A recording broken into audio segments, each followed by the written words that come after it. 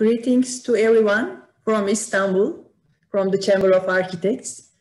Dear invited speakers, dear Professor Feenstra, Professor Marta Maccaglia, dear Professor Jana Revedin and Marie-Helene Contal, dear guests, dear participants, I would like to greet you all and say welcome on behalf of the Turkish Chamber of Architects. It's nice to be together with very valuable guest speakers from all over the world now, from Nepal, from Peru, from Italy, from France, from Turkey, and so on. As the Chamber of Architects of Turkey, and with the partnership of the Global Award for Sustainable Architecture, we have organized 3 important conferences under the title Designing with People. As you know, last Tuesday, we have realized our first conference by Professor Jan Gale, and he shared his important messages with us. Today, we are here together for our second meeting. Last week, we had many participants from Turkey and from all over the countries of the world. It was approximately 600 people by Zoom and by YouTube, and we were happy to be able to spread our messages, to share our messages with so many people.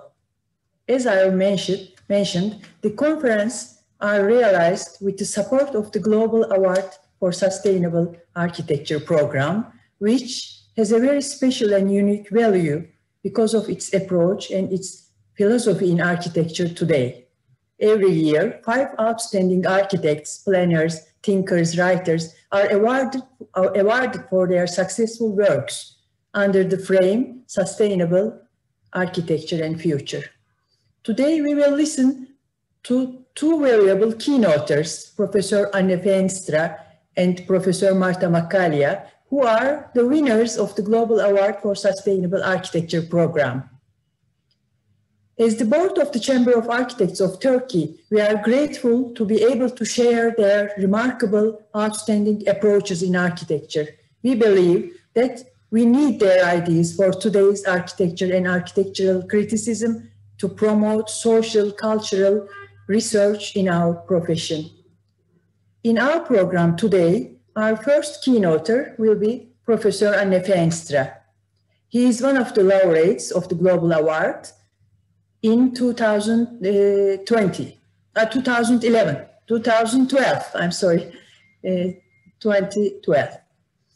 You know him, but very shortly, if I may talk about his professional CV. He is a graduate of Technical University in Delft in 1993. In 1919, he joined architect Will Alsop in London for some experience. And in 2004, he left to Kabul, Afghanistan, started teaching architecture at the university and established his office, Afir Architects, there.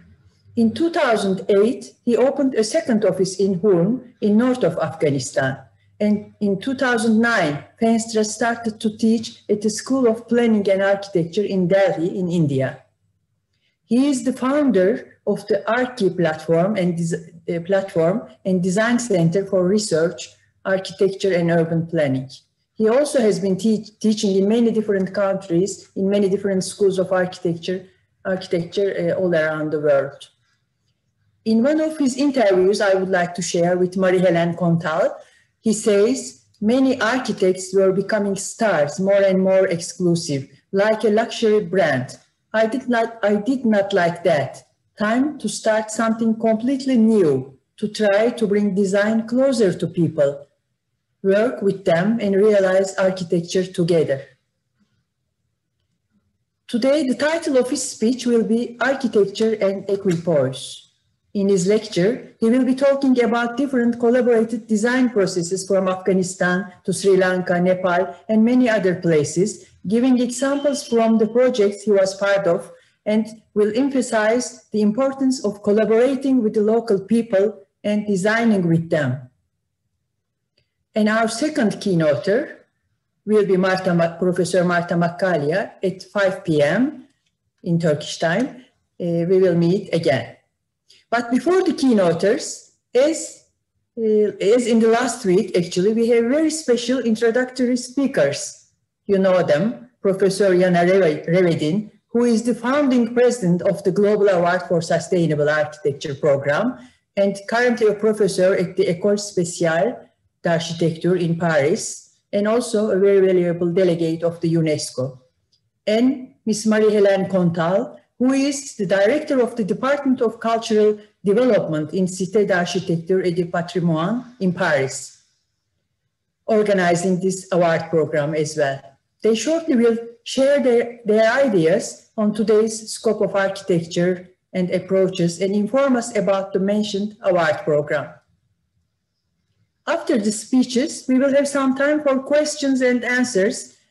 I would like to inform you, we will realize that as we are doing that in webinar format, the participants are asked to ask their questions or contributions in questions and answers pages, not in chat, but in the questions and answers sections. So I would like to finalize my words, but before finalizing, on behalf of the Chamber of Architects of Turkey, I would like to thank once again really to our keynoters, Professor Anne Feenstra, Professor Marta Maccaglia, and our introductory speakers, Professor Dr. Jana Revedin and Marie-Helene Contal, for accepting our invitation and being with us today together in these difficult times. I would like to thank you all for your participation, and of course to the organizing committee and to all who have supported this process. I wish you a very fruitful conference, and I would like to give the floor to Ms. Jana Revedin to start with her introductory speech. Please, Professor Jana Revedin, the floor is yours.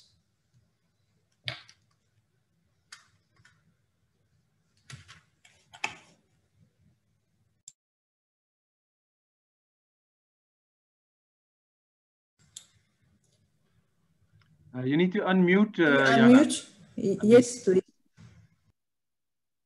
Did you do that, Asli? Can you hear me? Sorry. But this is technical problems. The content is the same. Thank you very much, Denise, for this generous invitation, and that honors not only us as colleagues, international teachers and researchers, but also my Global Award laureates, of course, that are with us today. Thank you, Marta, for having the time and giving your wonderful approach to our students, our young colleagues all over the world, and also, of course, colleagues who are already active in the profession. Thank you, Anne, also to be with us. It was a great organization, Deniz from Turkey, to make this happen last week with Jan Gehl and this week with those young talents that we want to present to the architectural community. Thank you, Marie-Helene, for being with us. You will have the honor to introduce the two laureates of 2012 and 2018 to our public. So Asli, if you wish to start my presentation, I am ready. I'm talking to you, I'm today in Venice, but times have changed, so we never always can be at the place we would like to be. Normally I would be today with all my first year and last year students at École Spéciale in Paris. This is the oldest school that France has founded in 1865 on the research, science, art, and the métier, the practice of architecture. It was the first, let us say, established polytechnical approach to this art and profession and science, and it is still unchanged up to today. We still develop in a 5-year program architecture and urbanism formation. It is a private, very small school, so we are all very close together. The only thing that maybe my students are not dressed anymore in white oversuits like they are in the photo of 1870, but the place is unchanged. We are in front of the Fondation Cartier and besides of the old, also very traditional design school, Commando, and we form an interdisciplinary campus with them. So if you are next time in Paris, all of you, all the public, come and see us, come and visit us in this very small and very special school. Next, Asli. Why was I called to France and be with my students today and with you all over Europe and the rest of the world? Was that my theory and pedagogy and research activities since 30 years leads from the reformatory movement that was starting after the industrialization of Europe and was culminating in the Bauhaus movement towards the actual movement of sustainability in architecture and in urbanism and in landscaping and in all the kind of theory that accompanies our profession and our research. The three topics that the Bauhaus put into its focus with Walter Gropius and its team was the fundamentals of urban ecology in 6 points announced between the 20s and 30s, an interdisciplinary active learning approach instead of Beaux-Arts top-down teaching, and the social empowerment that architecture and urbanism can create. And I'm very happy to be able to collaborate with Deniz and Mimar Sinan, the School of Architecture in Istanbul, because one of our major exponents of this movement, Bruno Taut, was welcomed in this school in the years after 1933, that Adolf Hitler overtake the German dictator. So my keywords in research and in teaching are, of course, sustainable architecture and cities, experimental projects, participatory processes. This is why Anne and Marta are here with us today. No, Denise, I guess, and of course, an active pedagogy. You can look on our website and have more information. Next, Asli, thank you. So the Global Award was a crazy idea 15 years ago after a student competition that I was chosen from the European community to lead for the first student competition on sustainable architecture. That was such a success. I thought, and that was exposed 3 times in the Biennale of Venice, I thought if we can do this for students, we can do this for colleagues. And we created this idea, and I could place it at the Cité de l'Architecture in Paris, not placing it in more obvious, maybe places like Vienna or Berlin. I have chosen Paris and the collaboration with Marie-Helene Contal and the Cité de l'Architecture to have this concept realized, and it is still alive after 15 long years. Today we have 70 laureates, 5 per year, and they make a beautiful mix between great talents, young talents that we want to present to the scene, to the press, of course, but also to young architects, to our colleagues, and also, of course, to the larger public, and great pioneers that I try to mix every year in these 5 laureates. And the great pioneers could be Jan Gehl from last week, or Christopher Alexander, or Krishna Doshi, or Fraiotto, Thomas Herzog, or Lacaton and Vassal. And you could be surprised that from those, already 3 have now gained the Pritzker Prize in the last 8 or 9 years. The young talents, just to name some, Alejandro Aravena, or Wang Shu, or Francis Quere, or Bonsen Premtada, or Marta Maccaglia, or Anne Feenstra, also 2 of those have already been laureated by the Pritzker Prize. So the paradigm change in architecture is established. There's no way back, and don't be afraid, we will go ahead, I hope, for a long, long time.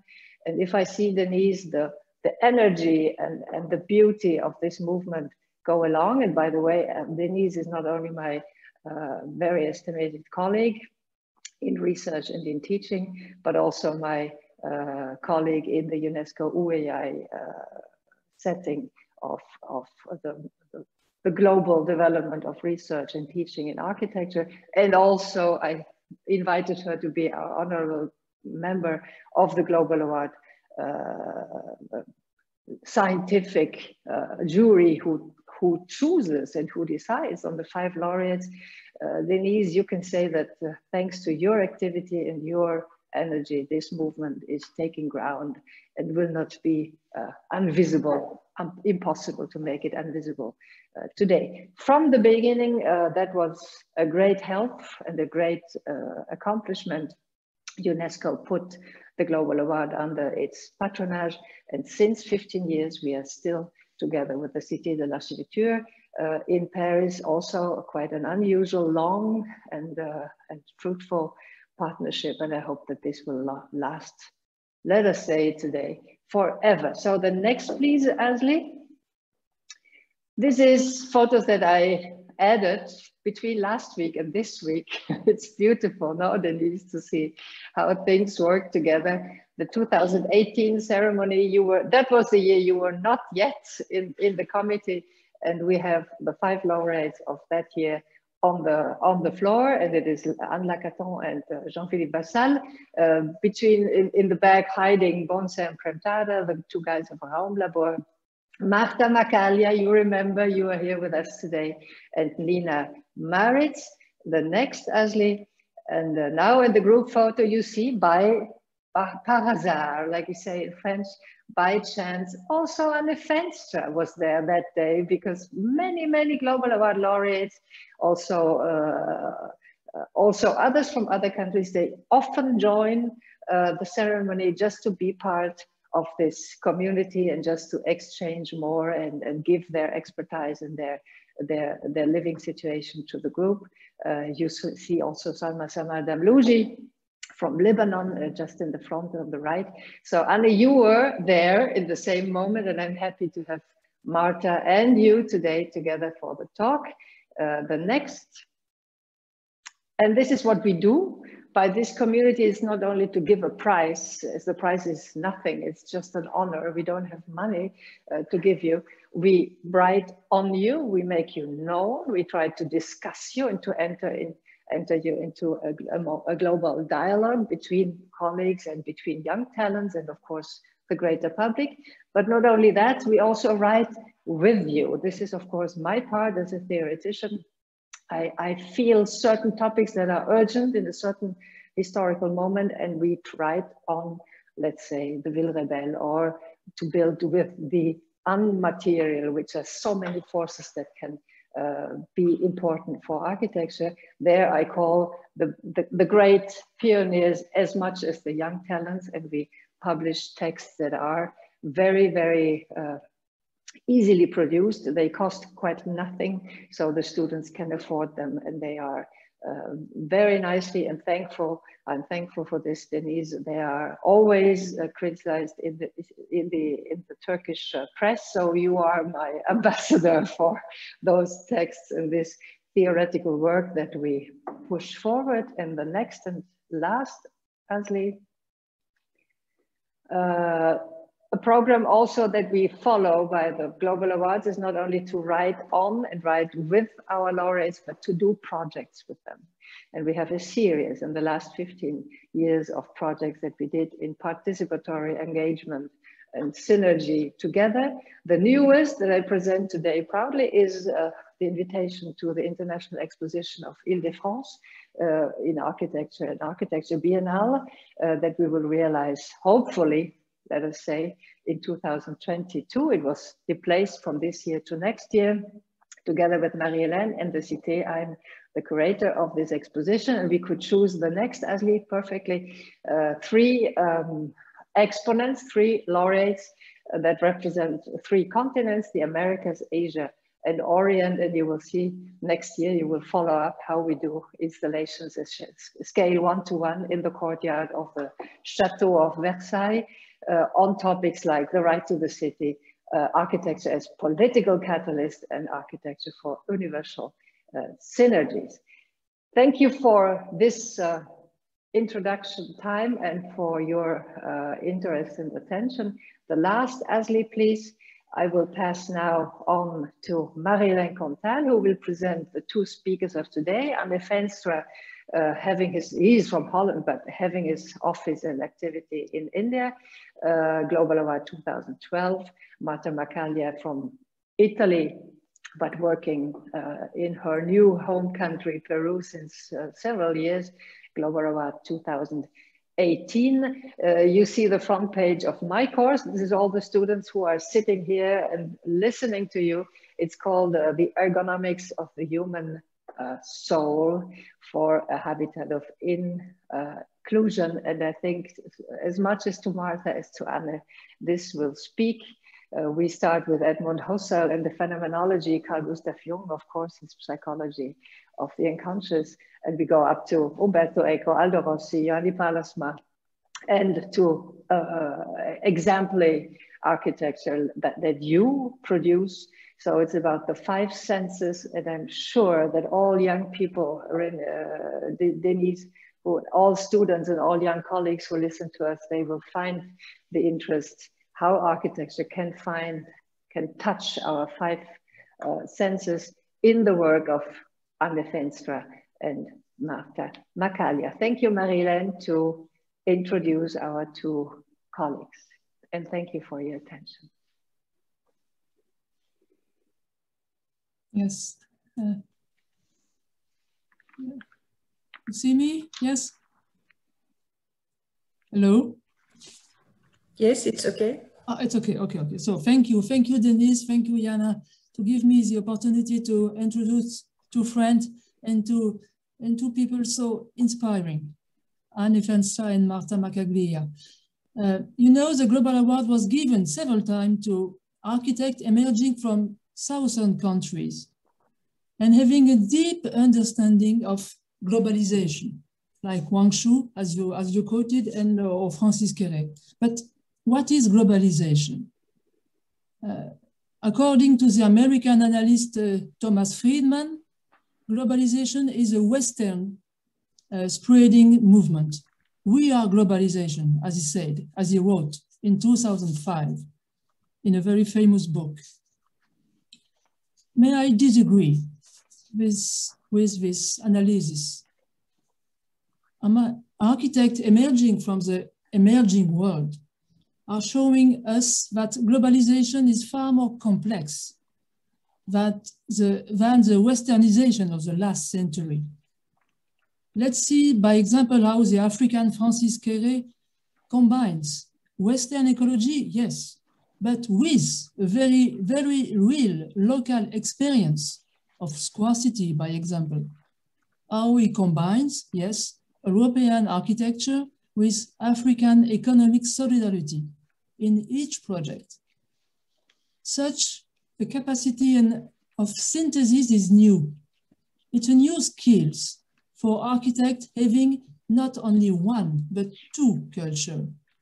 And it creates a new architecture with this, in the same way, on a very rooted and universal. So, could the future of architecture belong to architects having more than 1 culture, being able to learn the second one and to love the second one? Perhaps Anne Feenstra and Marta Maccaglia stories are the scene of such a new time. Anne Feenstra is a Western architect who turned towards another culture, leaving Europe in order to question the very basis of his vocation. He opened his office, as you said, Deniz, he opened his office in Kabul in 2004, and then moved to India in 2009, and he moved again to Nepal. He's covering all this global region now. And what does he do? I think we must read him. We must listen how he explains, how he combines the resource of the 2 cultures by a kind of step-by-step approach. And I read it. I read the text of Anne Feenstra. Working a lot with communities and people, we do about 70% of our projects in Afghanistan, India, Nepal, without a building contractor. Just inhabitants, client, the architect, craftspeople, and skilled or unskilled workers. It's good for the result, good for local ownership, good quality of the work, and good fun, because Anne is an optimist. I believe, and Anne concludes, I believe that one can see in a building if the architect and builders enjoy building. Definitely, slow architecture works well and lasts longer than any other. Marta Maccaglia is an Italian architect. She spent the first year of her professional life in a traditional way before traveling to Peru in 2003 as a civil volunteer. Her mission was to work for 1 year for an NGO in the forest in the jungle of Amazonia. Marta was to travel in Uyacan, I don't know if it's correct, so in the Amazonian jungle, far from Lima, to collaborate with a school. This was a mission, and she believed as a teacher. But when Marta arrived, she discovered there was no school. The people in charge of the project hadn't asked for a teacher, but for an architect to make it possible to construct the school, a building they were waiting for so many years. So Marta decided to build a school. With that she could find no cranes, no technology, but wood, stones, and the skills of people and their volunteer to have a school. And then she decided to stay in Peru. She speaks from Peru today, in this very poor region, to continue to build other schools, equipment, social equipment, cultural, creating a NGO, Semillas, dedicated to these works. I think you will be fascinated to hear the story of Anne and Marta, how they take responsibility for the design and construction of architecture in a context where their own Western culture is not sufficient, where they had to integrate a second culture, totally different, where they had to love her. I don't know if Anne and Marta will change the world. I don't know if they have this ambition, but what I clearly know is that they are reinventing their practice every day, gaining freedom, in fact, in the practice. And that, I believe, they are able to transfer this freedom to the people around them. So thank you, Anne and Marta, to be there. Thank you.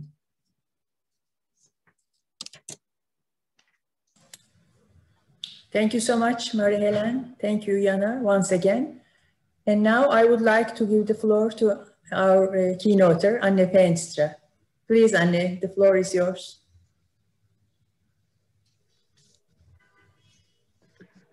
Shakarudem, thank you very much. To Naide Den, good afternoon. Namaste, buongiorno, and salam alaikum. Thank you so much for these beautiful kind of introductions, and it's a pleasure to be with you, Denise, and Asle, and everybody who has been organizing it. I think I'm just going to go straight into the the presentation. I'm in Nepal, so I will start with a NASA image of the let's say the highest mountains of this this planet. NASA has very good imagery, and it's a part of it is accessible for students and people. So this is where I work in this part of the world. Some people say because I'm Dutch, we don't have Dutch mountains. I decided to come to this part of the world. And these mountains are seriously high. Of course, in Turkey, you have Mount Arafat, which is a little higher than 5,000 meters. But if you look at the next slide, the next slide. It's a little bit a blurry picture that I took high up in the mountains, but 5,000 meters for the Himalayas is nothing.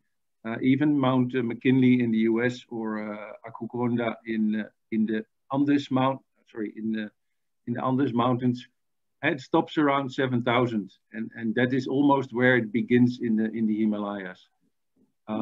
Next slide. And I think Jana already spoke about the census and how we try, I think, in our own ways, in the family of the Global Award for Sustainable Architecture, to use a more careful, a more sensible, sensitive kind of approach towards architecture. And one of the things that I discovered is that we have more than 5 senses. And especially in this part of the world, close to the Himalayas, there are definitely 6 senses. So I'm going to share a short story with you about the elephant and the monkey and the hare and the bird that you see on the right side of your screen. They are all kind of stacked up under a tree, and the tree is giving some fruits. And this is a Tibetan story about how biodiversity and how animals also have kind of a world of their own. And as human beings, Homo sapiens, we think that we are very smart, but we actually know very little.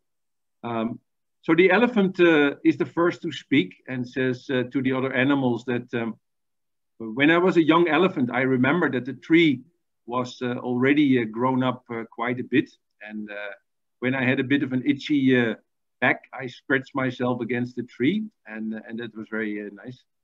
And then the monkey says, actually, I used to climb that tree with my sisters and brothers, and we had good fun when I was younger.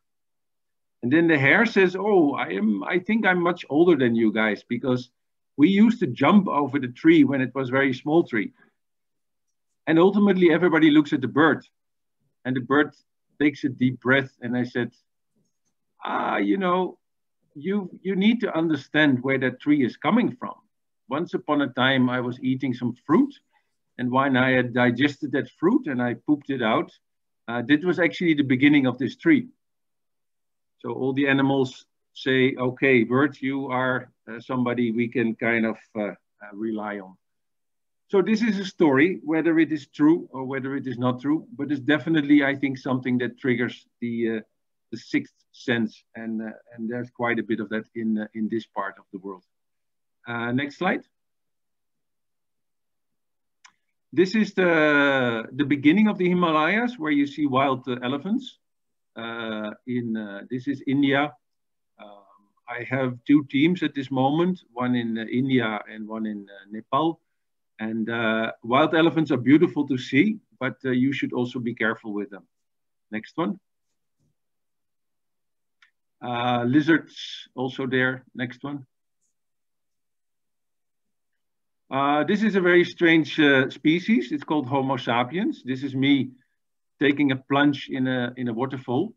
And one of the forest department people said, it's good that you went on the daytime, because if you go early in the morning or you go at dawn, it's a little bit risky. Now, the meat of us, Homo sapiens, is not so tasty as, next slide, as the meat of the deer. And in this area, you also have, I think, I hope I pronounce it correctly. Next slide. The kaplan, the tiger. Yeah. So anyway, I was lucky. I'm still alive. I can give this presentation. Next slide. And we ended up mapping this beautiful area of India, which is called Uttarakhand. So sometimes with our team, we make a book. Sometimes we do an installation. Sometimes we design a building. Sometimes we design a map. I think architects and let's say designers in general, in terms of collaboration, the sky is the limit. You can also design lampshades or teacups or things like that. At a certain moment after you graduate, you become more comfortable with the different levels of design. Next one. I'm going to take you today from, let's say, the Himalayas slightly to the west, to Afghanistan, to the Hindu Kush mountains. Next one. So you kind of cross the Karakoram mountains and the Pamirs and the Hindu Kush. This is an earthquake-prone area. In Turkey, of course, you've had massive earthquakes. And I think one is to design responsible and one is to design well. But it's very, very important that we realize that earthquakes don't kill people, but bad buildings do. So that's an added kind of responsibility that you have if you work in an earthquake-prone area. We're going to go a little bit towards Kabul, and on the left slide, you can see the next slide. You can see how the central highlands of the Hazarayat, that is the place where you have many Hazara people. It comes from Ik Hazar, which means 1,000.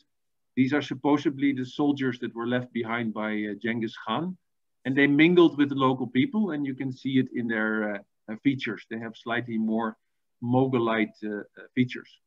Different than, let's say, Turkic or kind of Persian or Indian features. So this is the landscape designed by the best architect in the world, of course, nature, not by anybody with a name. Next one. And this is, in my mind, also amazing architecture, landscape architecture. So this is the combination of Afghan farmers who have very little water in an arid kind of 3,000 meter altitude climate.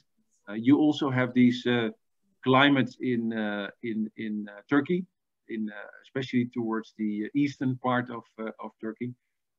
So the combination of Afghan farmers who use their basic logic of the gravity and the water that kind of trickles down. I think this is an amazing design. If my students design something like this, I give them a very high mark. Next one.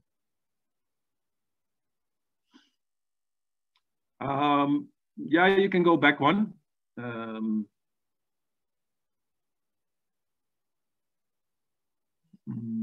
Maybe back, one back. Oh.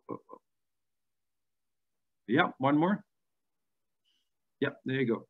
So what is very scary in at the moment that you are not able to see where, let's say, adventure becomes dangerous, and landmines is something that is,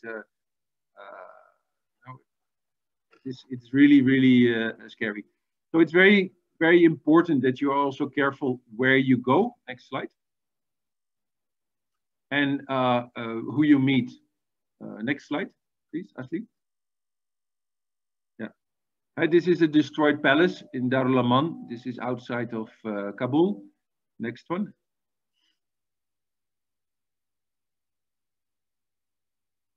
And you have also our dear Anglo-Saxon friends, in this case, the Yankees, the Americans, who are always very willing to help people. And they come with big fat Hummers, and they come with massive guns, and they say then that we're going to win the heart and the minds of the people, and we're going to help them with giving them real democracy. Anyway, this lecture is not about politics, but I definitely have not seen the most beautiful face of America in Afghanistan. Next slide. This, on the other hand, is beautiful. This is the Bamiyan Valley. Perhaps you've heard of Bamiyan because of the two Buddha statues that were blown up by the Taliban and by Al-Qaeda in March 2001. But if you look very carefully, I don't know how good your eyes are, but you can see that there are many, many caves in that kind of rock facade where you see a little bit of a settlement.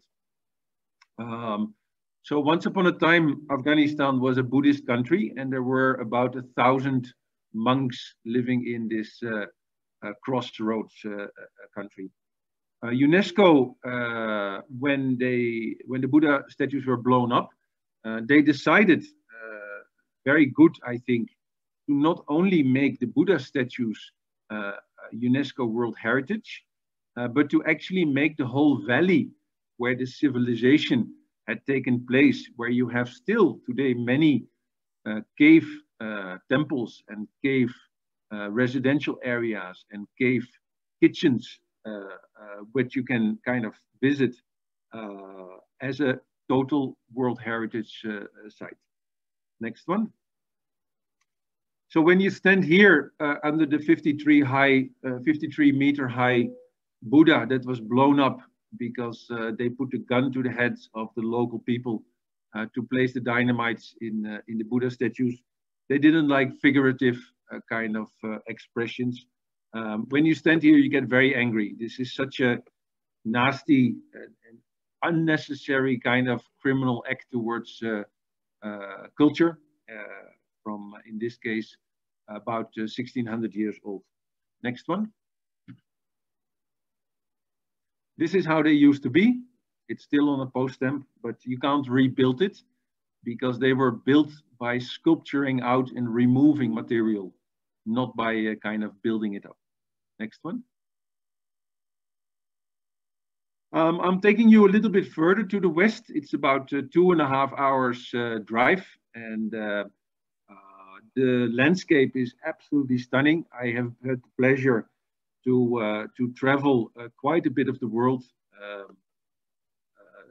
Southern America, Middle America, North America. I've seen parts of Africa. I've seen quite a bit of Asia, of course. The first time I came to Turkey was 1991. I think it's very precious, that visit, because I think I've seen a Turkey that was slightly different than the Turkey of today. The landscapes are absolutely stunningly beautiful in the central part of Afghanistan. You have these roset, kind of rusty, warm-colored rocks in the upper part, and then you have, when you go down, it becomes more grayish, a little bit tones of yellow. Next one. There's a few kiddos running around through the snow. Next one. And then there you are as a professor of architecture, a global award winner. I was not a global award winner at that time. You have a big 4-wheel drive, and you get basically stuck in the snow on the way to the project. So we think we are very smart, and we think we are very organized, etc. But actually, if you look at the fellow in the next slide, perhaps he is much smarter because he does not get stuck in the snow. Next slide.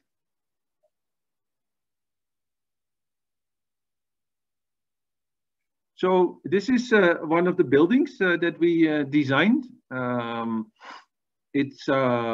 There is a small bridge in the lower part of the image, and then above it there you can see the gatehouse of the first national park of Afghanistan.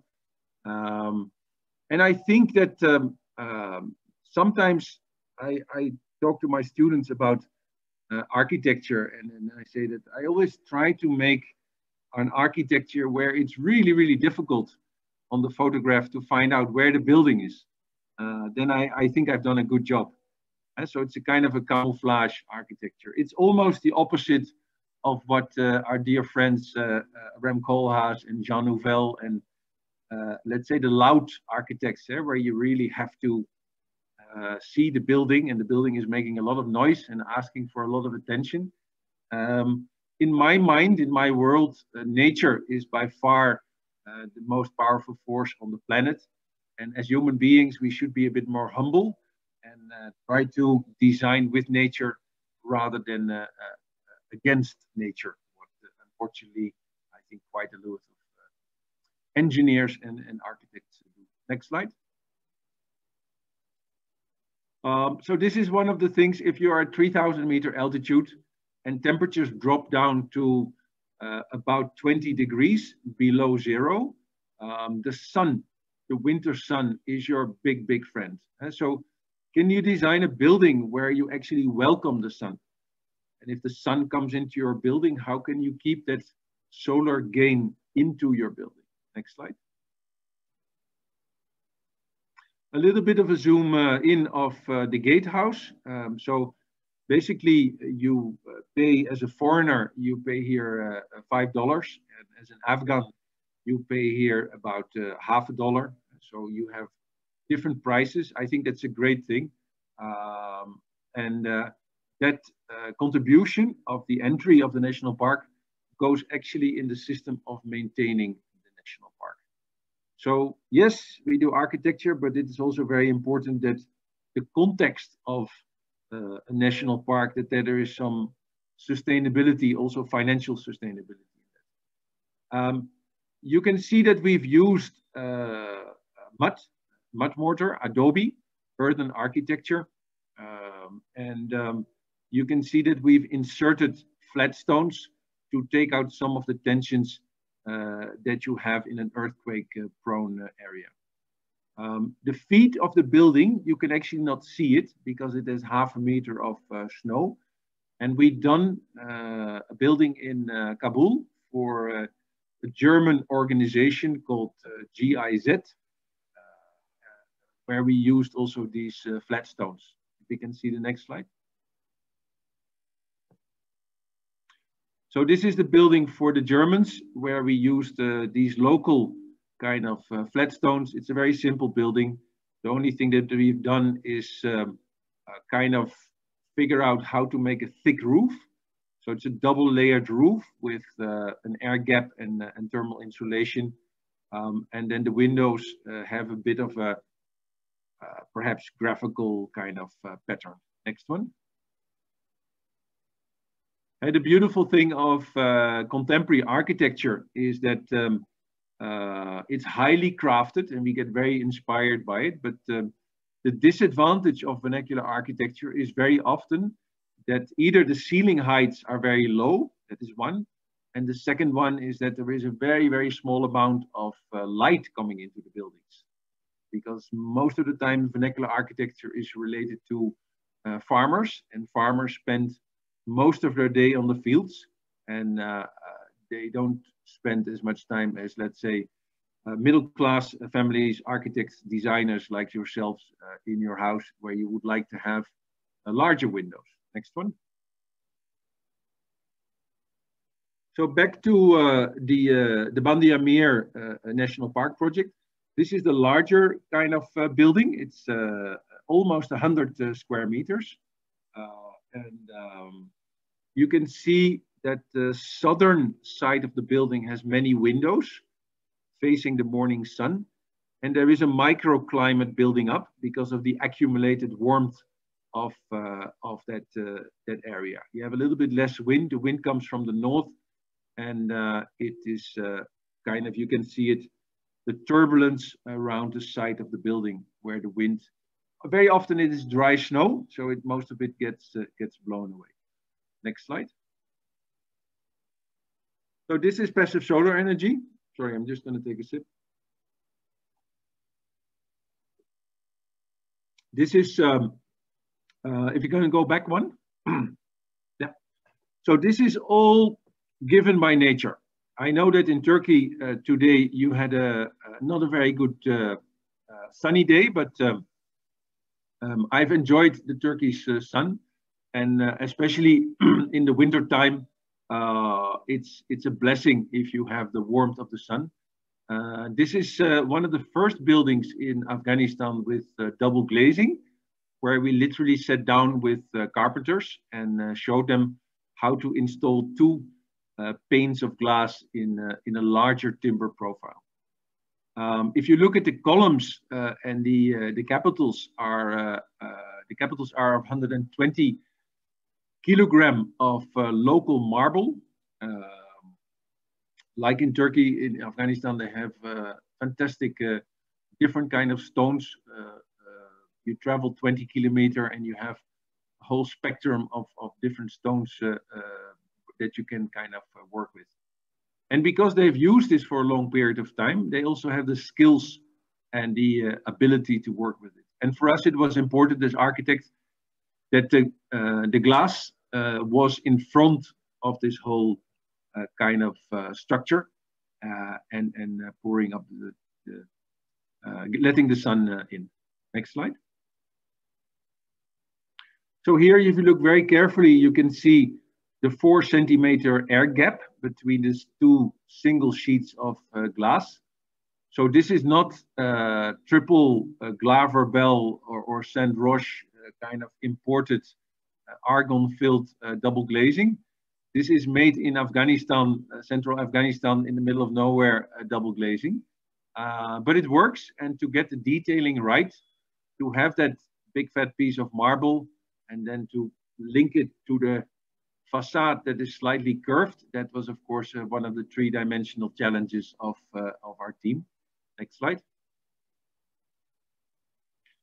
So it's not rocket science, but it's just that you put an extra amount of effort into making a building that is better than the normal buildings that they make. Normally they use either single glazing or just a single plastic sheet as a kind of pane. And of course, plastic sheet that helps a little bit to get the warmth in, but it is so thin that in the nighttime you lose a lot of heat. And so it is sharing knowledge and sharing information, and then you always have, I literally had, they call me Ustad, master or professor in Afghanistan.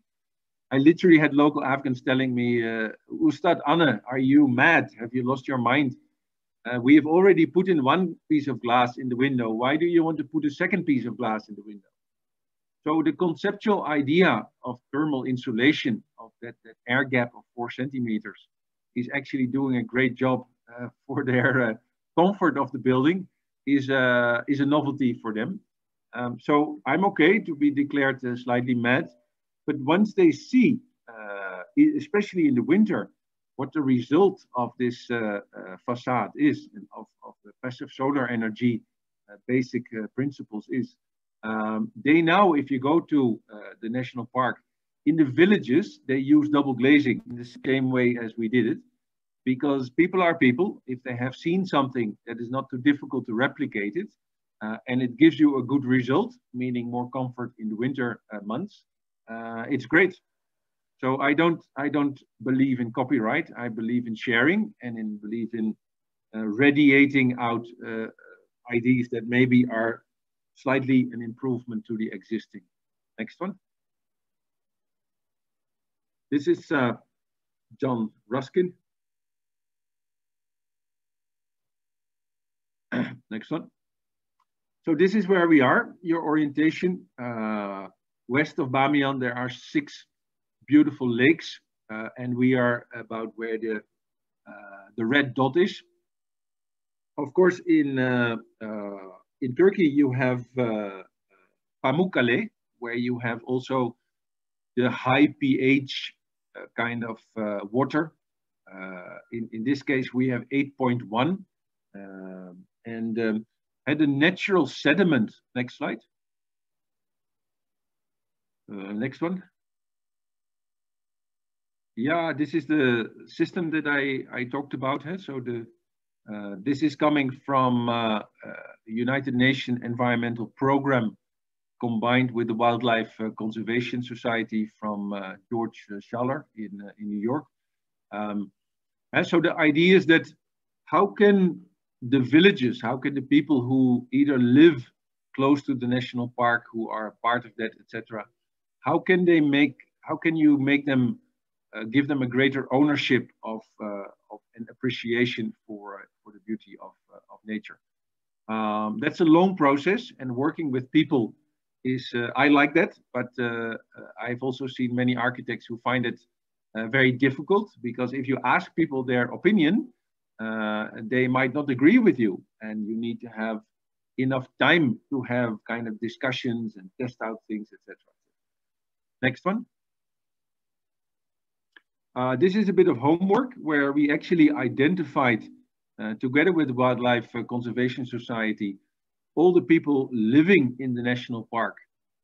Originally, if you remember the photograph of the lakes, it was the hunting grounds of Zahir Shah, the last king of Afghanistan, who Afghanistan became a republic in 1975, when Zahir Shah was for medical reasons in Italia. And his nephew, Daoud Khan, declared himself the first president of the country. So the hunting grounds of the king was 70 square meters. And we were able, with Mustafa Zaher, which is actually the grandson of the king, he's heading the National Environmental Protection Agency, to carve out 700 square kilometers for the national park.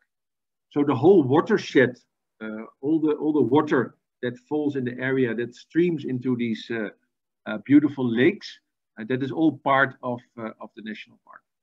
Next one. There you go, next one. Oh, I think we're going back or not. Yeah, next. There we go. This is a photograph that we could find in one of the private photo albums. In Afghanistan, many things have been destroyed in the time of the Russians, who kind of, you know, like the Americans, they say they're going to help you, but then actually they kind of take over your country. So it's very difficult to find archival material. In the Russian time, many things got destroyed, and then after that they had the civil war with the Mujahideen, and then as the icing on the cake was 5 years of Taliban. So good luck to find historical kind of documents. This is a picture of 1977, where you had a small market, a bazaar in the place. Next one. So this is Afghanistan. I think that normally on the BBC and on CNN, you get very different photographs of this country. But as Marie-Helene said, there is a place in my heart for this country. And one of the reasons to teach pro bono for 4.5 years is because I'm a lucky guy. I have my parents, I have education in Delft. I don't need to worry about money, but not everybody on the planet is in that kind of condition.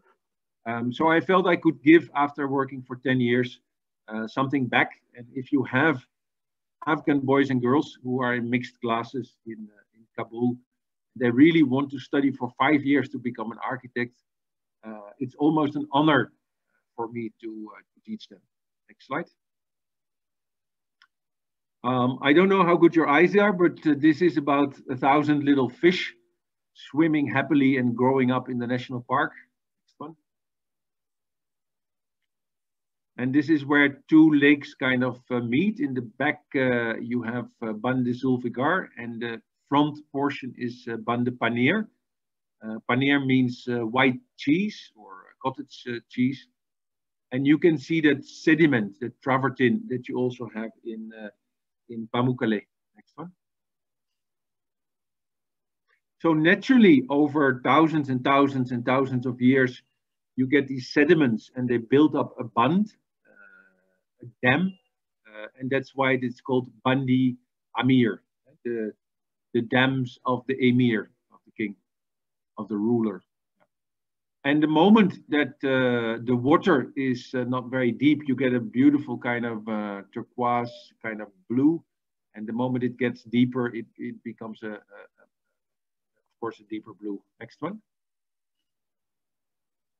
This is the shrine of Hazrat Ali. And the first time I came here, there were a lot of people, a lot of tourists, a lot of visitors. And there was somebody who had driven his car up to the lake, and he was actually changing the motor oil of his car into the lake. Yeah, good luck to explain that is maybe not a good idea. And then they said, it's okay, I'm just putting a bit of oil in the lake, you know, but people have been fishing here with dynamite. That is far worse. So yeah, sometimes it's hard work, and it takes a lot of patience to kind of work with many people on making this place, to give it back to nature and the ecological sensitivity. Above the shrine of Hazrat Ali, you can see these horizontal kind of lines in the sediment stone. These are soft kind of sandstones, and that was also one of the reasons to use those stones in the design of our building, so it kind of blends in with the beauty that is all around. Next one. This is after 4 hours of climbing up. It's in the spring, so you have a little bit of that green kind of veil on the mountains. Arguably, this is one of the larger bathtubs in the world, made by nature. The height of the waterfalls is about 18 meters, 1/8. On the left, you have the shrine of Hazrat Ali, and then in yellow, you have the visitor center, ranger station, and one of the things that we did immediately after we saw that nasty accident of people driving up to the lake is to block the possibility to drive up and mess up the water.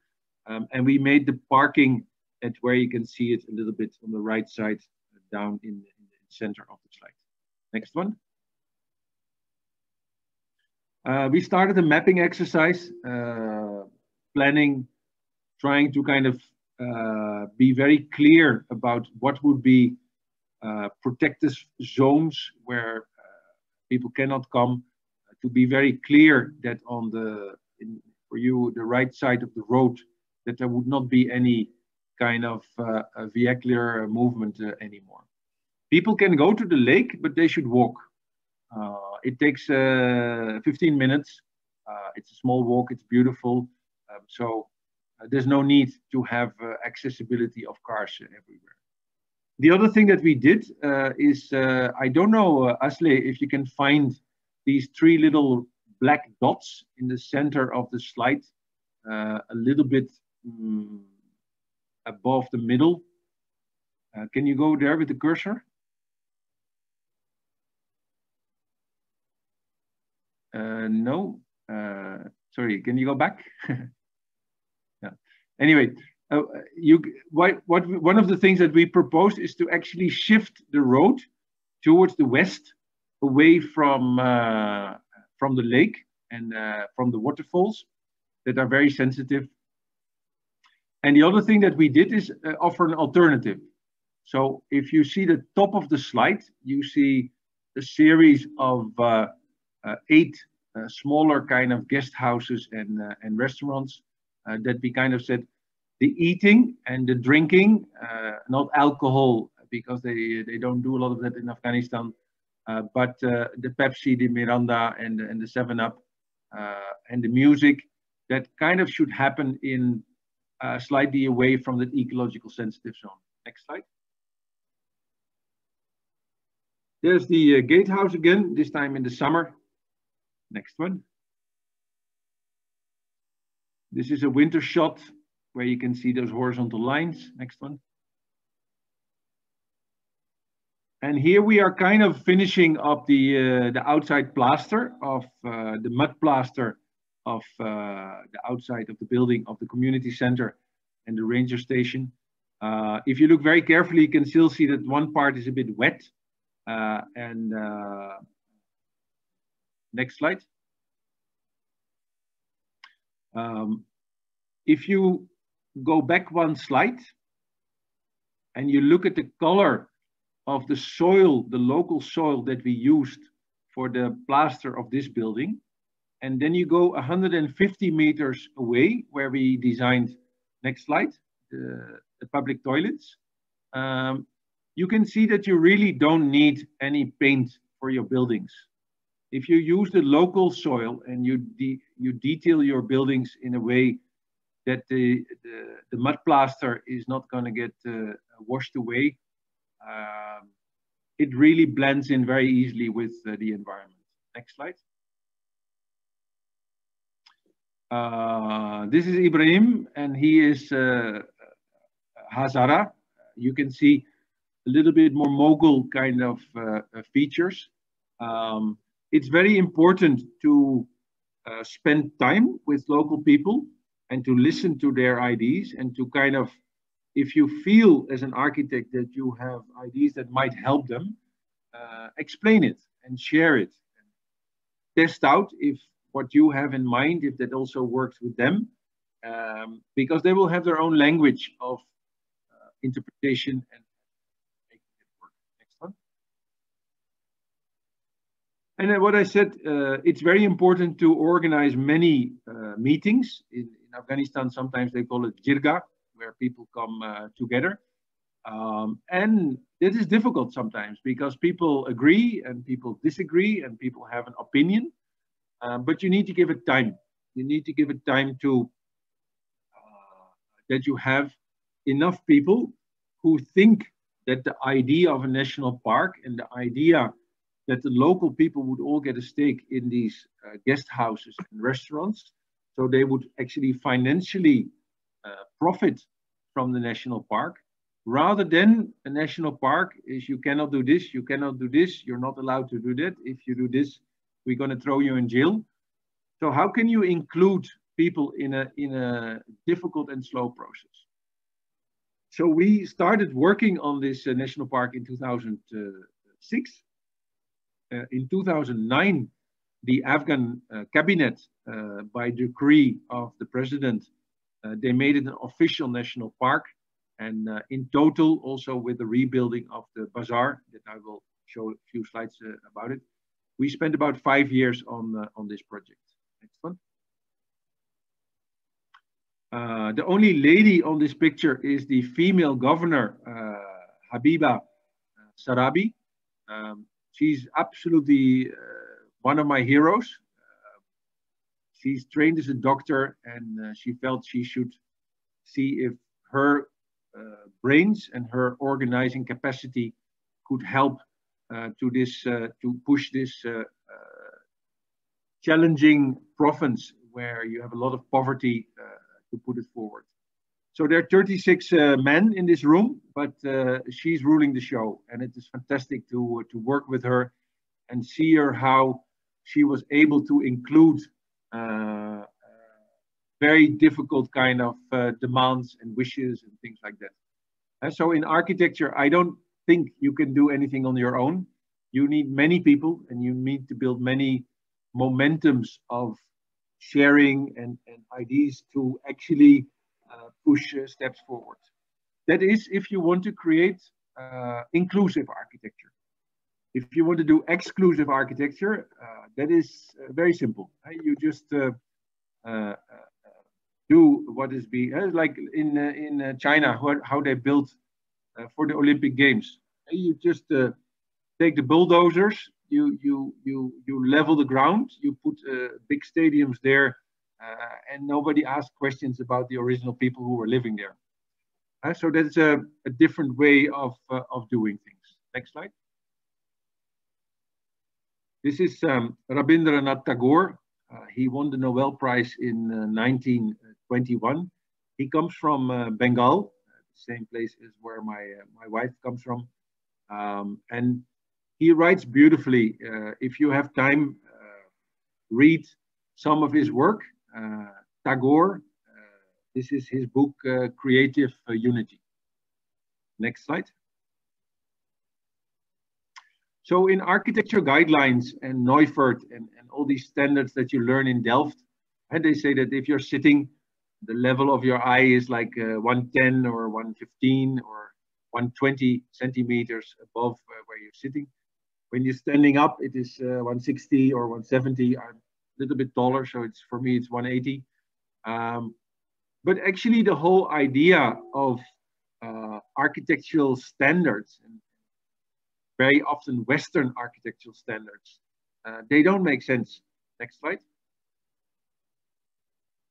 This is my wife on the left, Anoita Mojumdar, and with local family, where we have an exchange program where we had given them some gifts. And if you take the next slide, they had given us a little beautiful, colorful carpet.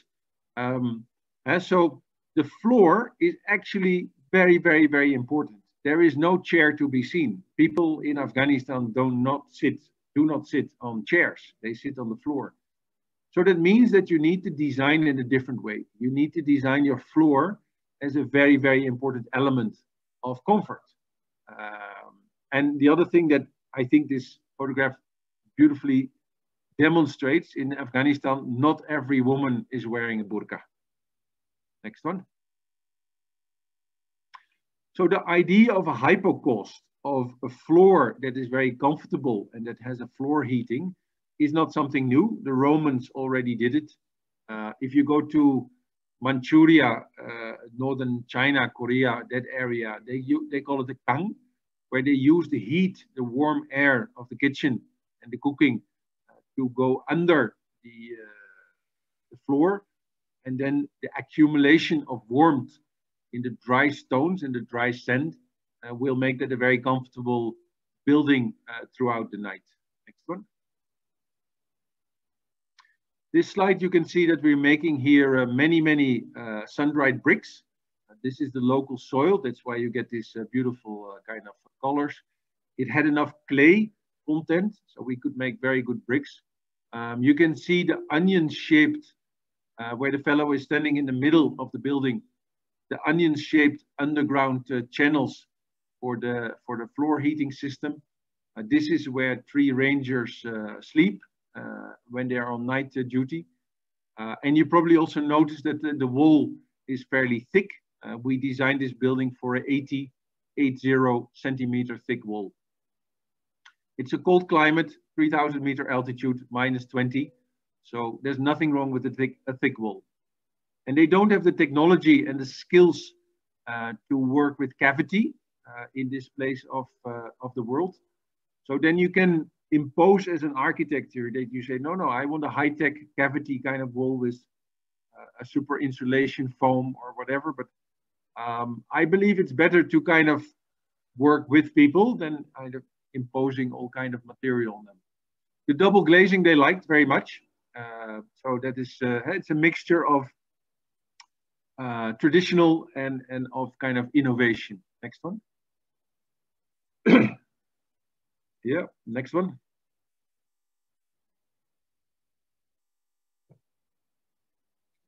Next one. Hey, there's Jana. So for me, the global award and Cité de l'Architecture and very inspiring people like Francisco Bandarin, who has been a big supporter of Jana's and Marie-Helene's kind of initiative. It's fantastic. It really, you know, sometimes you work there and you think, my God, this is a tough job in the middle of Afghanistan and whatever. But actually, you see in the global award family that you're not the only idiot. There are many people who, in their own way, try to push the boundaries and try to do things more responsible and more relevant, I would say, than just let's call it the 9-to-5 standard linear development of what is happening usually. Next one. Next. I have quite a few slides, so I know I need to speed up a little bit. This is what the Russians left behind of the old bazaar. In the background, you can see the bathrooms and the community center. So we were actually doing a little bit of archaeological work to define how many buildings had been there and how we could rebuild it. I used all the basic principles of passive solar energy, local material for the people. And I said, we can make the designs as architect, but you have to design, you have to build your restaurants and guest houses yourself. Next one. Yeah, next one. Next one. This is on the left side. There is Khalid and Faiz Mohammed. Next one. Yeah. So not rocket science buildings, but basically with the basic ingredients that are available there, following the basic principles of passive solar energy, and having Habiba Sarobi and the local people doing a sharing of. So one restaurant is owned by about 3 different families, and they all kind of profit from it. So it's also a beautiful way of, some people have described this as architecture of peace, and that architecture can actually provide a platform of collaboration and rebuilding and reconstruction. Next one. So you can stay now overnight. It's very basic, it's very simple. You pay $10 and you can enjoy this, the Milky Way and the stars. Of course, it's pitch dark over there. So the stars is just absolutely flabbergasting. If you are in Istanbul or Ankara or in Paris, you have so much light pollution that you can actually not enjoy the sky in the night. But here in Bandi Amir, it's absolutely beautiful. And because of the lakes, it reflects in these lakes. So you get a double Milky Way, so to say. Next one. Yep, so this was 77. And the next slide shows that all the people, all the eating, all the drinking, all the music, all the cars, etc., are now away from the ecological sensitive zone and in this place. So this is on a Juma, on a Friday, which is the holiday in most Islamic countries. Next one. This is a happy bunny. Next one.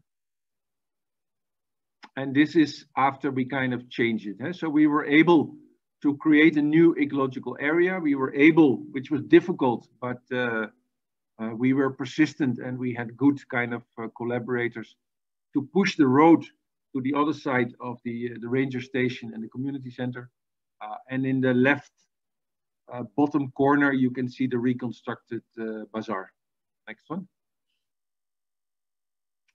Habiba, inauguration of the ecotourism thing. Next one. And now I'm going to take you to the east, to mountains that are even higher. The highest mountain of Afghanistan is Noshak, which is 7,400. Next slide. And this is the absolute top of the world, where you can see on the top right, Lhotse, and then Mount Everest and Nuptse. They just measured the Everest. Himalaya mountains are very young mountains.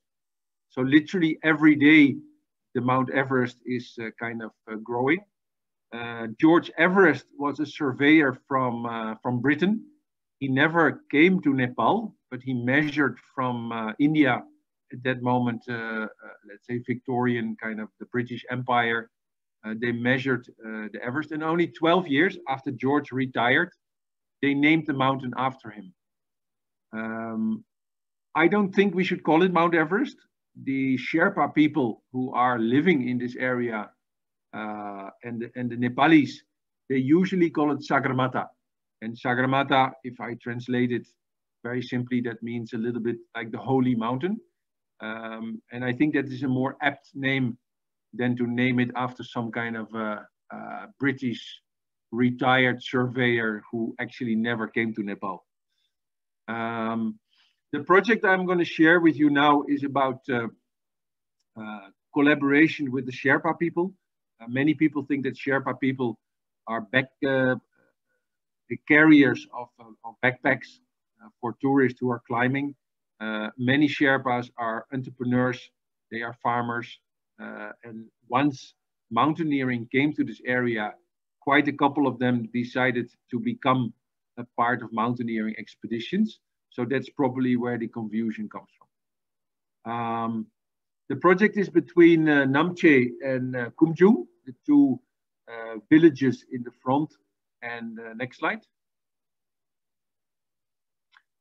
Tourism before the COVID and before the lockdown, of course, if you have these massive mountains, this is the Kungde, and then this is a shot of Namche. At this moment, you have 3 bars in Namche that are open all night. Many tourists are coming, actually too many. You must have seen maybe some pictures of traffic jams on the Mount Everest because everybody wants to climb Mount Everest. Base camp is absolutely madness. So the best thing is to ask the mountain, what do you think? Sagarmatha, what is your opinion? And Sagarmatha would say, well, just stop climbing me. That will save the problem of waste and mountaineering waste that you all leave behind on my great white shoulders. And it would also save human lives because quite a lot of people die on their ascent to Mount Everest. Next one. That is unfortunately not the case, because also the mountaineering provides a serious income for the Sherpas. And they have now taken the responsibility that twice a year they climb Mount Everest just to clean the mountain. After the mountaineering season is over, they go up, again, very risky, etc., and they clean it up. Next one. The other thing that has happened is that some of the Sherpas have become quite affluent, and they start using now concrete and cement in their buildings with horrible, really terrible results. And the building on the left is, you know, you need to put up sunglasses if you can look at it. And on the right, you can see that have this highly decorative, very odd way of dealing with cement mortar in the stones. Next one. But they also have skills. They make mani stones, which is on the right, where they have their prayers and their symbols and their language. They hammer it, chisel it out into stones. So these skills are available. And on the left side, it's an interior of a small lodge where they have timber and stone on the floor. And it's very simple, very basic, but I think it's beautiful. Next one. These two ladies here, you can see they're sitting in the windowsill, which is about 1/2 meter, because we are talking now about 3,800 meters altitude. And of course, that also means that you have very strong winds and serious cold in the winter months. Next one. This is a meeting with on the right side Ang Sherpa in the complete blue outfit, the building contractor, Chiring Sherpa, and on the left with a woolen cap, that is one of my team members, Himanshu Lal. Next one. So Sagarmatha next is my Nepali team is called SMA, Sustainable Mountain Architecture. Again, different stakeholders, different organizations. More is more. Mies van der Rohe always used to say less is more, but I believe that more is more. So you need many people, you need many discussions, you need many kind of things. Good architect, by the way, Mies van der Rohe. Next slide. So it's a dot in the landscape of these rugged kind of mountains. Next one. Between the two villages. Next one. A cross section where you can see the altitudes. Next one. And this is the actual site. So it's basically on the way to Mount Everest, or sorry, let me correct myself, Sagarmatha. Sorry for that. Sorry, I just need to plug in my my charger. 1 second. Yeah, I think it's on. So this is the land that the Sherpa said we are cleaning the Sagarmatha every year, but we don't know what to do with the waste. And it's all high incubated energy. And there is aluminium, there is high quality tensile of the tents that have been blown away. There are oxygen canisters, also very high kind of quality. So what to do with it? So the idea is to start up a waste upcycle center where the waste can be upcycled, 1, either in building material, 2, in products, and 3, in art. So you don't need to bring it or fly it back to Kathmandu. That is too expensive. Next one. So a local challenge, try to solve it with local people and a local solution. This is yak, beautiful animal, very shy. They look very dangerous, but they're actually really shy. Next one. This is the national bird of Nepal. It's a monal. The first time that you see them, you basically do not believe your eyes. It's from the pheasant family, but it's and they're too heavy. They can only fly down. And it's absolutely amazing to see these monals kind of gliding down almost. Next one. And so the first thing that we did in, this is a national park around the Sagarmatha kind of mountain, is to look at what are the other species that are here. What is the flora and what is the fauna? Next one.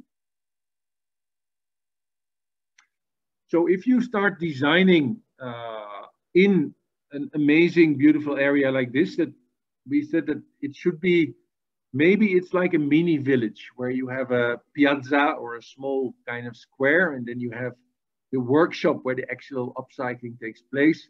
Maybe there's an interpretation center where you explain about mountaineering waste in Kilimanjaro or Mount Fuji or the Rocky Mountains, and the sharing of knowledge, common challenges of mountaineering kind of places. But design it with the wind, and design it with the nature, and design it with, in this case, the drooping juniper trees. Next one. So this is kind of sketching away a bit of how can that little mini village or the path, how can it go through the kind of the project where it almost becomes like a pause point. Next one. And the first year of the project, the only thing we did was collecting building material. Because it is a national park and they have laws. And I said we should follow these laws. In Asia, it's very easy to dismiss the laws. But so the whole first year of the building project was collection of timber, collection of stone, testing out the mud mortar. Next one. This is granite. It's, they come in different kind of colors. It's a good stone. Next one. So you start building it up. In the backdrop, you have this tree called drooping juniper that you have on this altitude. Next one. Next one. So beauty is there, but you have to look carefully to find it. And these are bulbs. They hibernate for about 6 months. And then around April, May, they kind of pop up. Next one. Edelweiss, for the alpine mountains in Europe, this is a very kind of very exclusive, very rare kind of plant. In Sagarmatha next, there are millions of them. Next one. And of course, rhododendron, wild kind of rhododendron in all colors of the rainbow. Next one. So we started to see if we could make this project with local builders rather than inviting a construction company from Kathmandu, or have a tendering process that happens. If you do a project in Ankara, it makes sense to do a tendering process, but this is kind of in the middle of nowhere, and it is much more important that you are able to find people who are willing to work on this project and who have the skills to work on this project. Next one. This is my colleague Shamli. We built a large skill model because we felt it was very important not only to design it, but also to communicate and to share how this project could be made and how it could be built. And I'm not a big fan of renders and fly-throughs and 3D kind of things, because the places where I work, very often people see it as a nice movie, but they cannot relate to it. But a skill model is absolutely great to kind of communicate what you have in mind. Next one. Next. So they're kind of two, actually the piazza, the square, the Sherpas call it Langang. There are 3 kind of buildings forming this Langang. On the right side is the workshop. On the left side is the interpretation center with a small film salon towards, let's say, the south, where you have the double swallowtail. And then the upper area has a cafe, and there is a small kind of gallery. Next one. So this is a section. Of course, we make drawings, but we make far less drawings than normal architectural firms, because I think we spend a lot of time on site with the people, and a lot of the design work is actually taking place there. Next one. This is a drone shot. We had somebody from Sweden coming who works for the National Geographic, and I think they're going to write a story about this project. So let's see. You have already seen it, and then maybe the National Geographic readers, after maybe 1 or 2 years, they will also get the story. So this is a little bit the layout. The small pile of stones is in the Langang, and you can see on the northern side that the path actually continues up on the mountains. Next slide.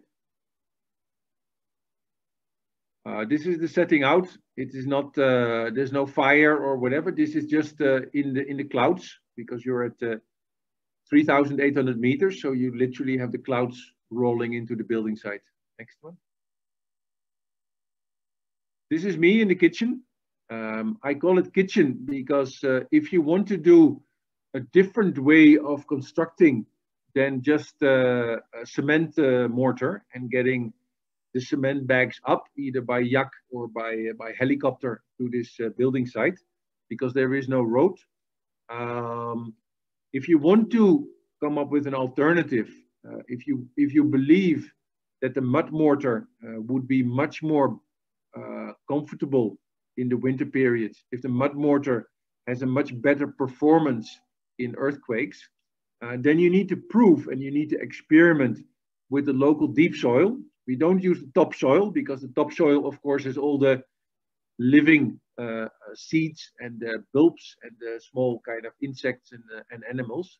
And so you go deeper, you use the deep soil, and then you experiment with what is the percentage of sand, what is the percentage of clay, what is the percentage of silt.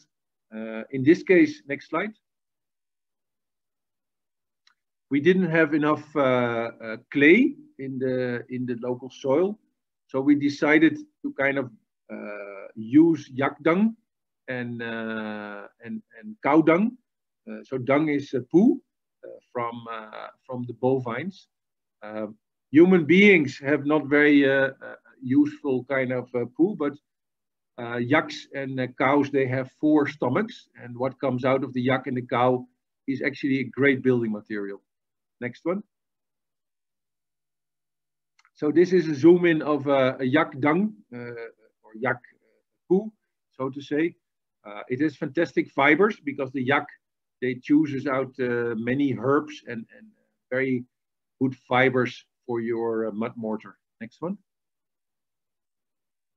And this is what I learned in Afghanistan, where on the left side, you see the mud mortar before I add a little bit of mustard oil.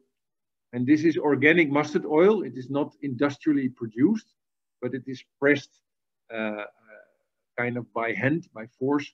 And then if it's a natural mustard oil, it's really a fantastic binder of the molecules of the silicons and the sand and the silicon atoms. And it becomes really smooth and it becomes really nice to work with. I like the smell of mustard oil. It is quite strong. Some people don't like the smell. But after about 10 days, that smell kind of goes away a bit. Next one. So then you upscale it. You have experimented. So you basically make larger baths of of mud mortar, and you let it rest at night. Especially in the beginning of the building season. In the winter, you cannot build because it's too cold. But let's say around April, temperatures are kind of doable. And around October, November, you need to wrap it up. So you have a short building season. Next slide. And this is chamfered walls. So if you want to welcome the sun, you can also chamfer. So rather than that you take a 90-degree opening for your window, you can take a 45-degree angle. So that means that your morning sun comes in much longer.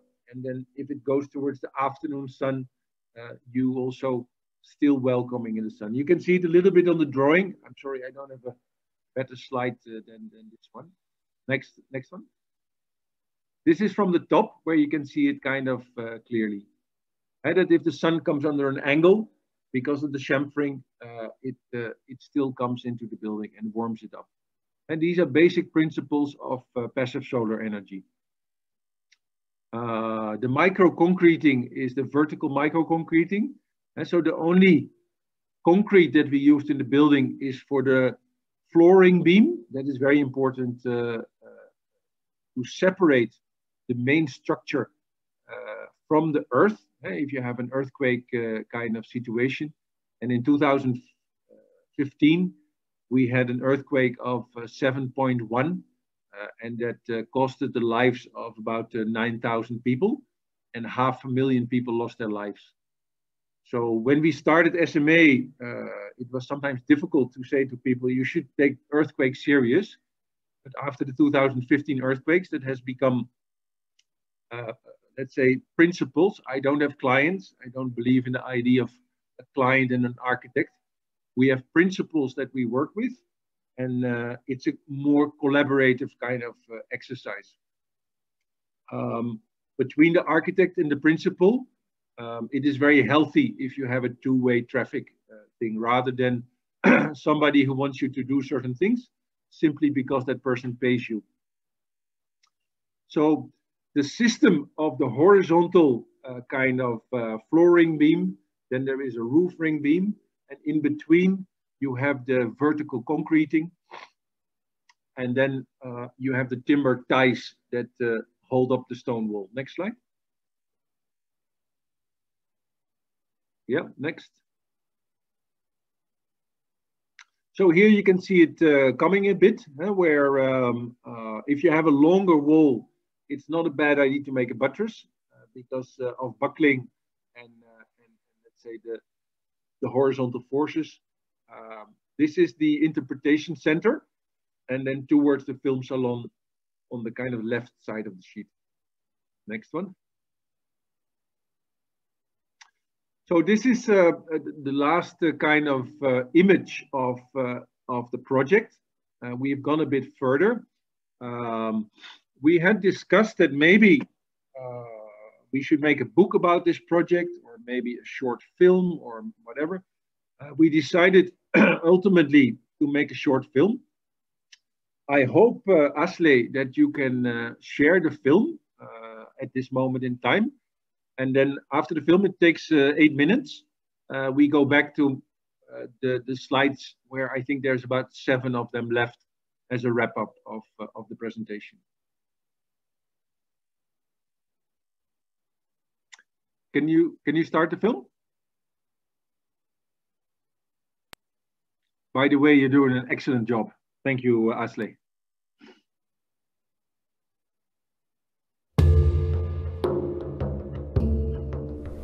Only several million years ago, the fluid magma of the Himalayas became solid and formed this stone. It's a granite. It has some quartz and small black speckles. The Sherpas traditionally carve out spiritual messages in stone, and they use the sturdy granite as a building material. So I asked the builder to give me his best mason. His name is Zibi. I first asked Zibi for a single curved stone. That was okay. Then a double curved stone. That was a challenge, but he managed to chisel this out of a raw piece of granite.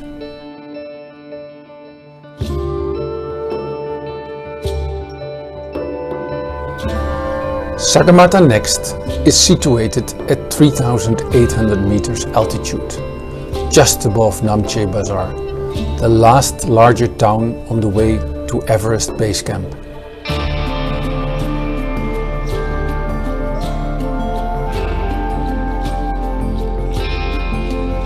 The open landscape is stunningly beautiful. Turquoise and yellow dotted meadows are mixed with outstretched poles of drooping juniper trees and rhododendron. While clouds are rolling in, raptors glide overhead. Yaks freely roam around, carefully picking out the juiciest grasses and the tastiest herbs.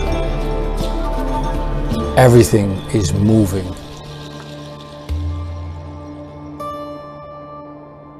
At Sustainable Mountain Architecture, we normally design with nature. For Sagarmatha Next, we first designed with the wind.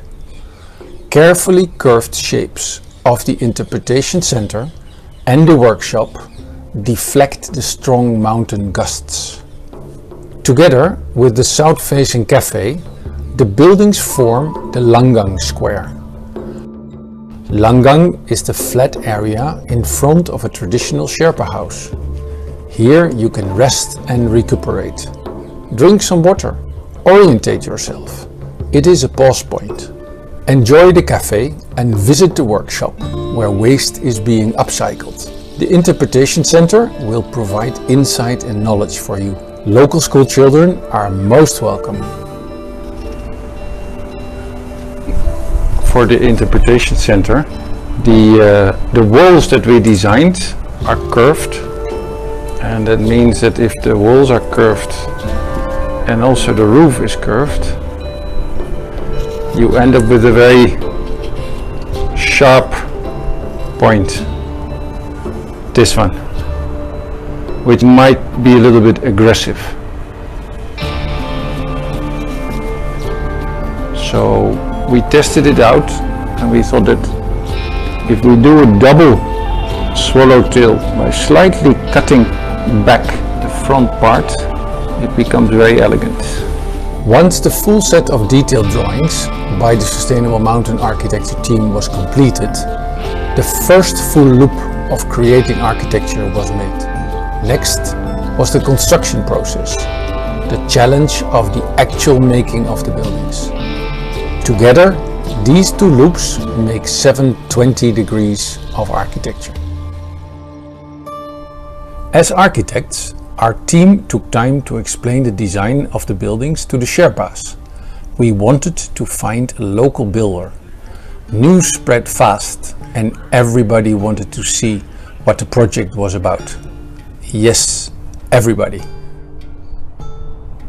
After 2 years of preparation, we finally could do the setting out, together with the builder, Chiring Sherpa.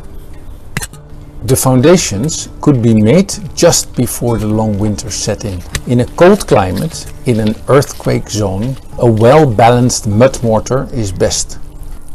For a perfect mud mortar, all the ingredients need to come together. Yellow deep soil, yak dung from Kumjung, eggshells from the Namche Bazaar bakeries. Local material is the future.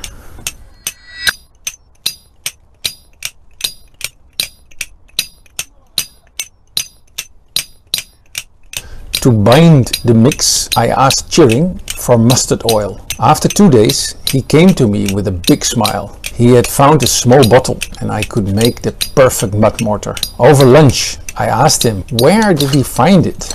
Oh, stole it from my sister. She uses the mustard oil for her hair. Time for a break. Time for UCTEA.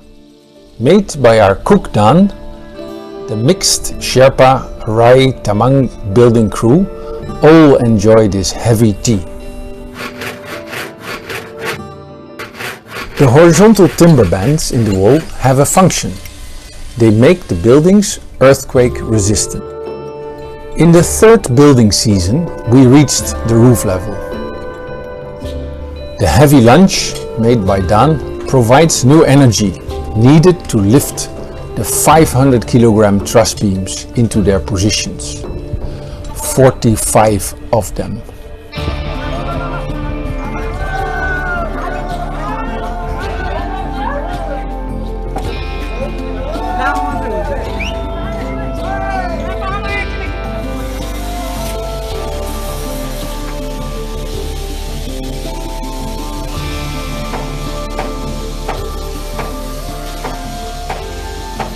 The design of the walls and the windows welcome the energy of the morning sun. For the interiors, we designed 2 series of yak wool curtains. We choose to use a variety of patterns in several natural colors to celebrate the local skills.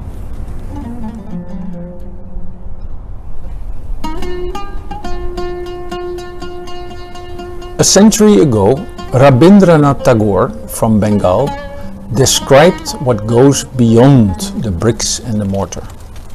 In his book Creative Unity, he talks about the soul of a building.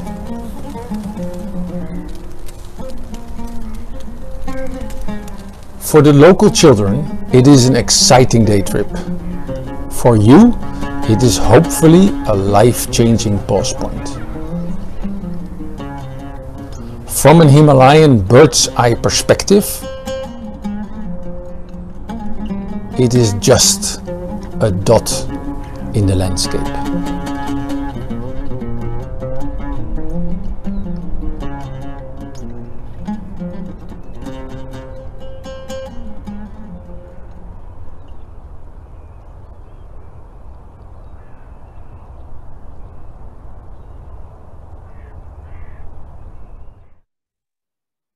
If you can go back, Asle, to the homework slide with the yellow letters.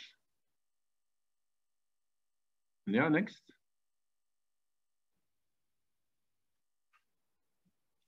Next slide. Yeah. So perhaps a few kind of takeaways. I think it's always very, very important for any project that we undertake. If we have the guts as an architect to interfere in the existing kind of built environment, and we are kind of convinced that we can add a certain value or make a situation better or more beautiful or more inclusive, it's very important to do your research. I think that you can call it homework or you can call it research, but I think it's very essential starting point for the process of architecture. Next slide. We as human beings, we are also designed. We have one nose, and we have one mouth. I've been talking a lot, and I hope that I can now listen with my 2 ears. So there must be a reason why we are designed with 2 ears, but most engineers and most designers and most architects, they're not so good in listening. But my personal experience, especially in the last 16 years in South Asia, it is amazing if you take some time to listen to people. There is an amazing amount of knowledge. There's an amazing amount of I would say accumulated wisdom that you kind of miss if you do, let's say, top-down architecture. Next one. Accumulated wisdom. So we have been building for ages.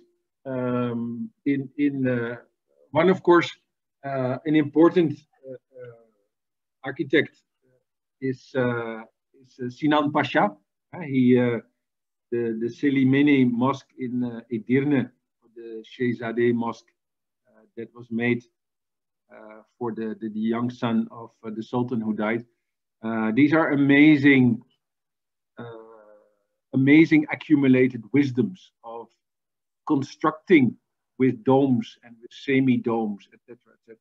So I'm not saying that we should build like we did 500 years ago, or I'm not saying that we should build like we did 100 years ago.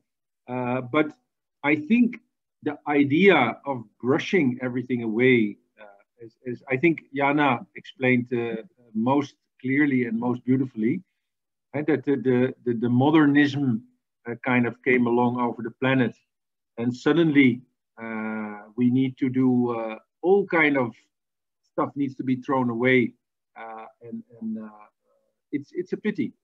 So I think if you can use the wisdom of many, many centuries of construction and combine it with innovative kind of new ideas and solutions, that is great. Next one. This is something that I sometimes use. I do not do karate architecture. I try to not make aggressive buildings or buildings that are loud, but more Aikido, where you use the energy of culture and the energy of nature, and that buildings actually blend in a more beautiful way. I'm certainly not the first architect who has done this. This is not something new, but I feel that with, let's say, the combination of impatient capital and modernism, that we have sometimes forgotten about these important things. Next one.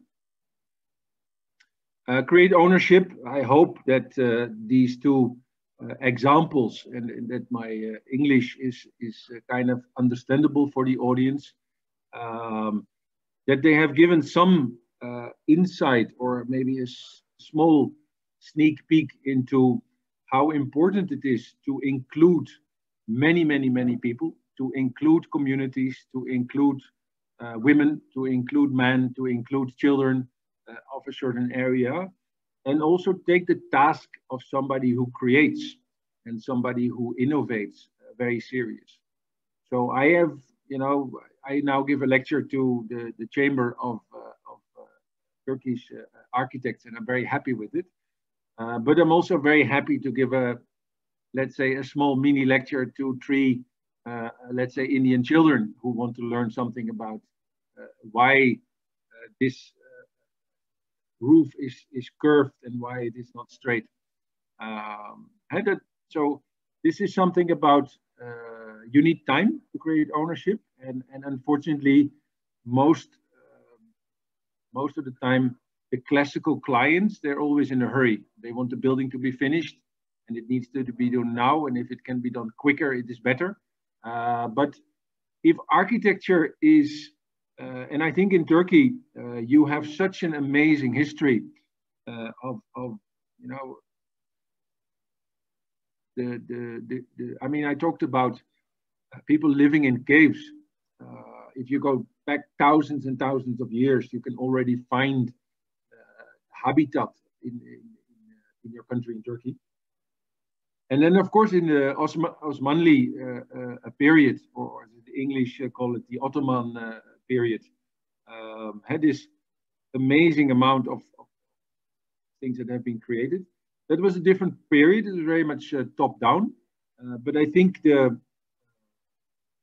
it's something that we should kind of cherish, because somehow it makes that architecture can actually be a part of civilization.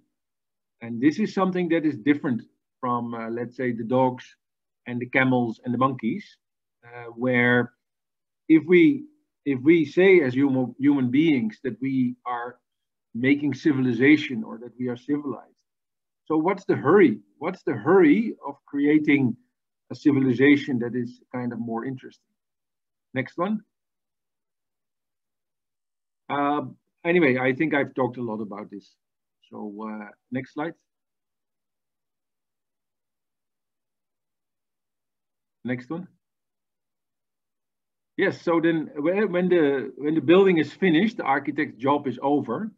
But actually, it's very often the beginning of the life cycle of a building.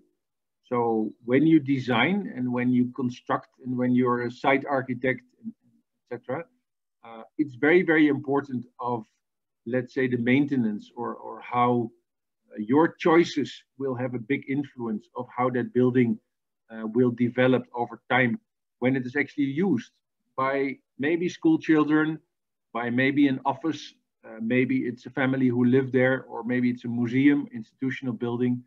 But maintenance is something that is, I hardly learned anything about this in Delft, but as a practicing architect, you have to take this very serious, I think. Next slide. There you go. Teşekkür ederim. thank you so much for your time and your patience. Thank you so much. Anne, thank you so much, really. It was so interesting, so inspiring.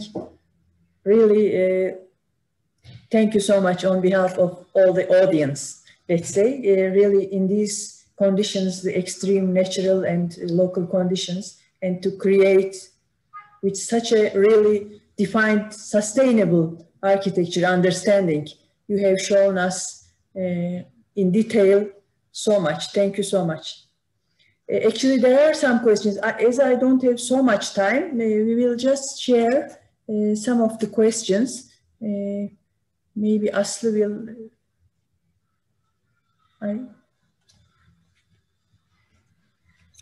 Yes, I can direct. Aslı, I don't see the questions. Can you just share them? Yeah. Okay.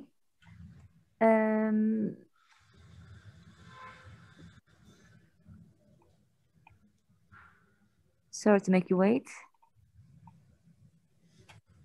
Sıla Berna Tunç says that, thank you very much for this helpful presentation. How do you establish the connection between nature and architecture? And what do you think is the most important point?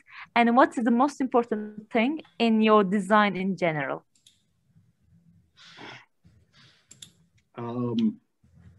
I would say to take time.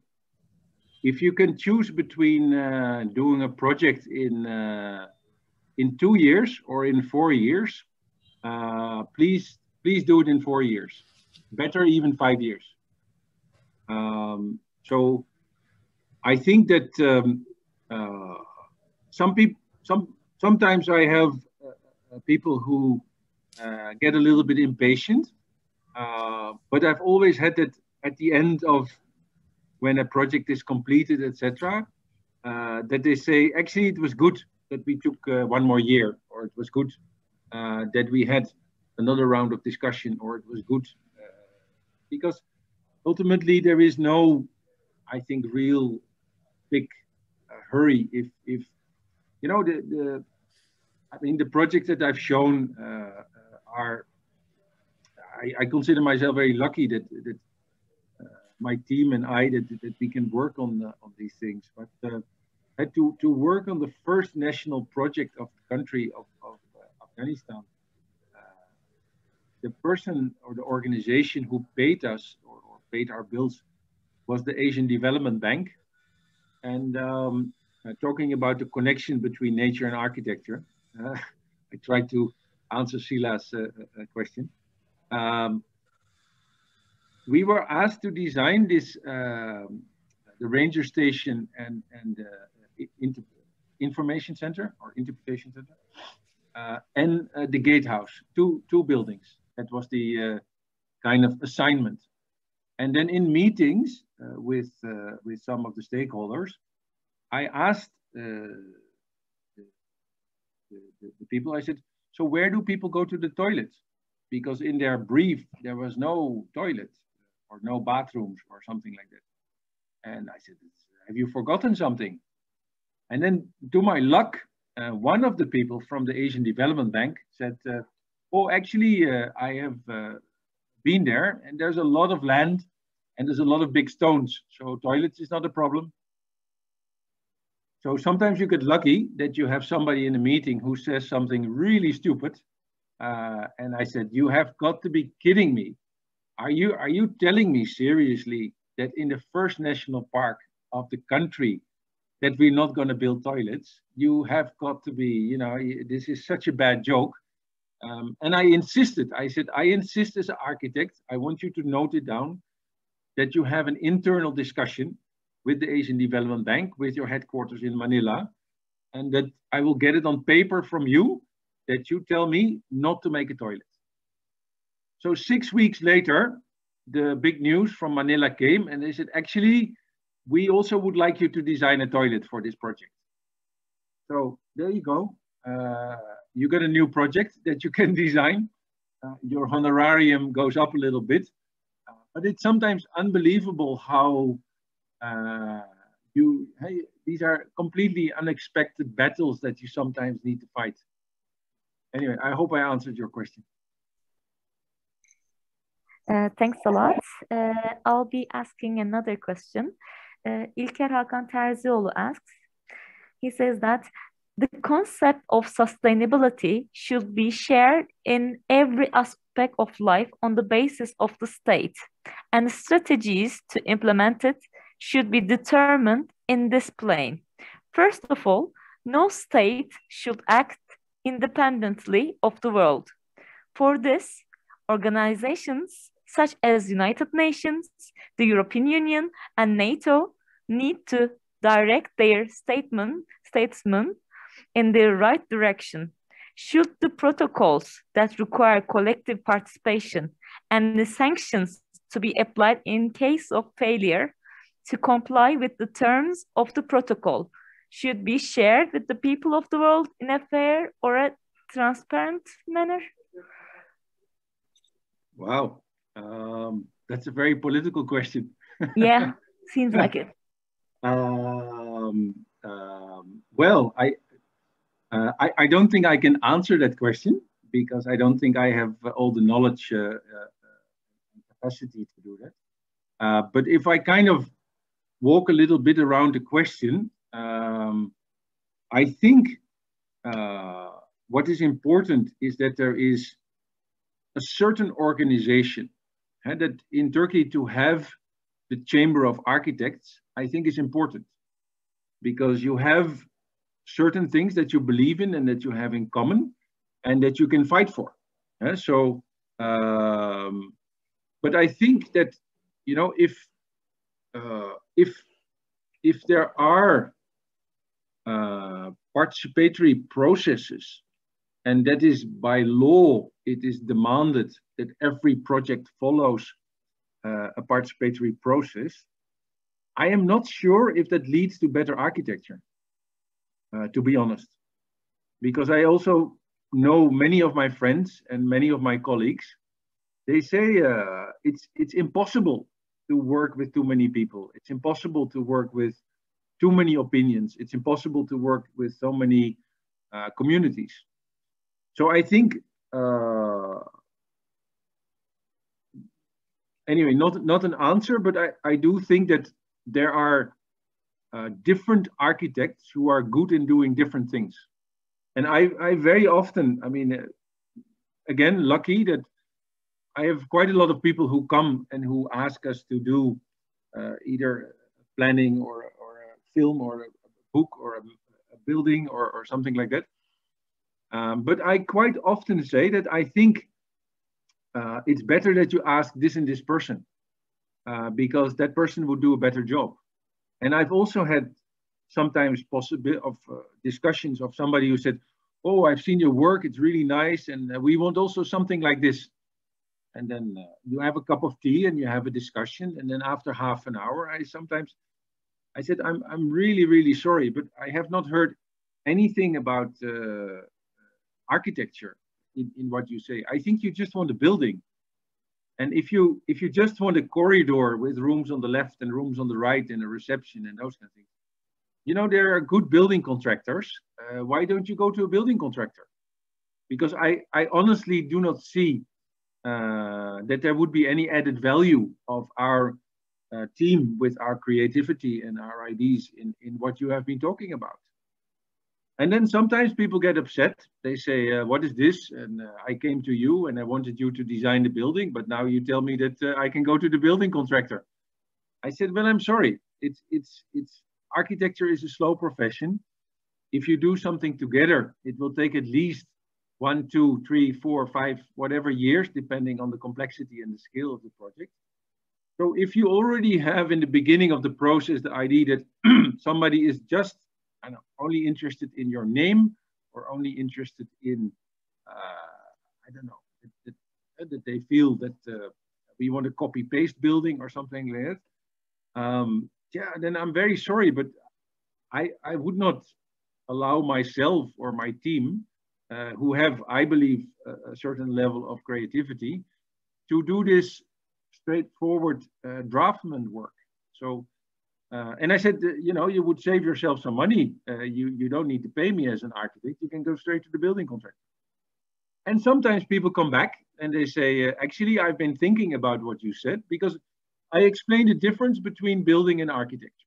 And I also feel that we also have as educators a role to explain people who know, some people, believe it or not, but they believe that architects only do the outside of a building. So that's where you need to kind of explain them that it's slightly different, and etc., etc. And then they come back and they say, actually, this land has been with us in the family for a very long time, and we want to do something special, but we don't know exactly how to go about it, etc. Then I said, well, let's have another cup of tea and let's talk about it, if you can kind of work something out. So yeah, sometimes it's people say you're very Dutch, you're very blunt, and to go nul, I will say goedemiddag. But I think honesty goes a long way, and it is not always convenient for people, and some people find you arrogant or rude or whatever. But I don't know. Somehow it happens sometimes that there is no click, or there is nothing that makes you tick as a kind of and as a designer, you also need to be inspired by your principal or by somebody who asks you something. Anyway, this is what I believe in. Thanks for your answer. Emine Çiğdem Asrav, thanks for your presentation. And she says that it's going to be a very detailed question, but she just wonders about the use of mud brick and mud plaster at high altitudes. I know it's a very strong and elastic material, but how it deals with the mountain landscape, and how often you should maintain, and how? Yeah. Well, I'm making a little sketch for her now.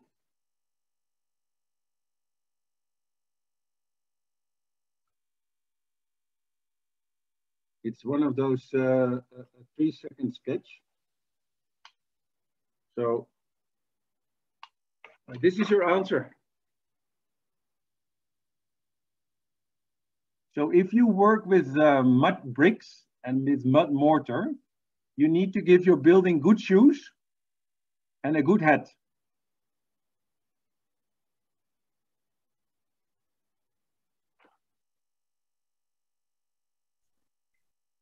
Thanks for your answer again. Basically, it should not become wet, because if it becomes wet and you have minus temperatures, it becomes very brittle and it starts kind of falling apart. I see. Erol Üresin asks the last question. What was the difference between what you taught and what you did when the project first came before you?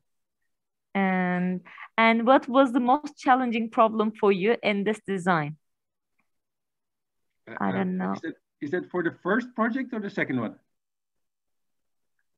He didn't specify that. Well, for the Afghan project, it was this kind of ridiculous idea that there should be no toilets, which was pretty unbelievable. So you literally have to go to the headquarters of the Asian Development Bank in Manila, to that level, to kind of fight your battle. It was absolutely fantastic to work with the local people there.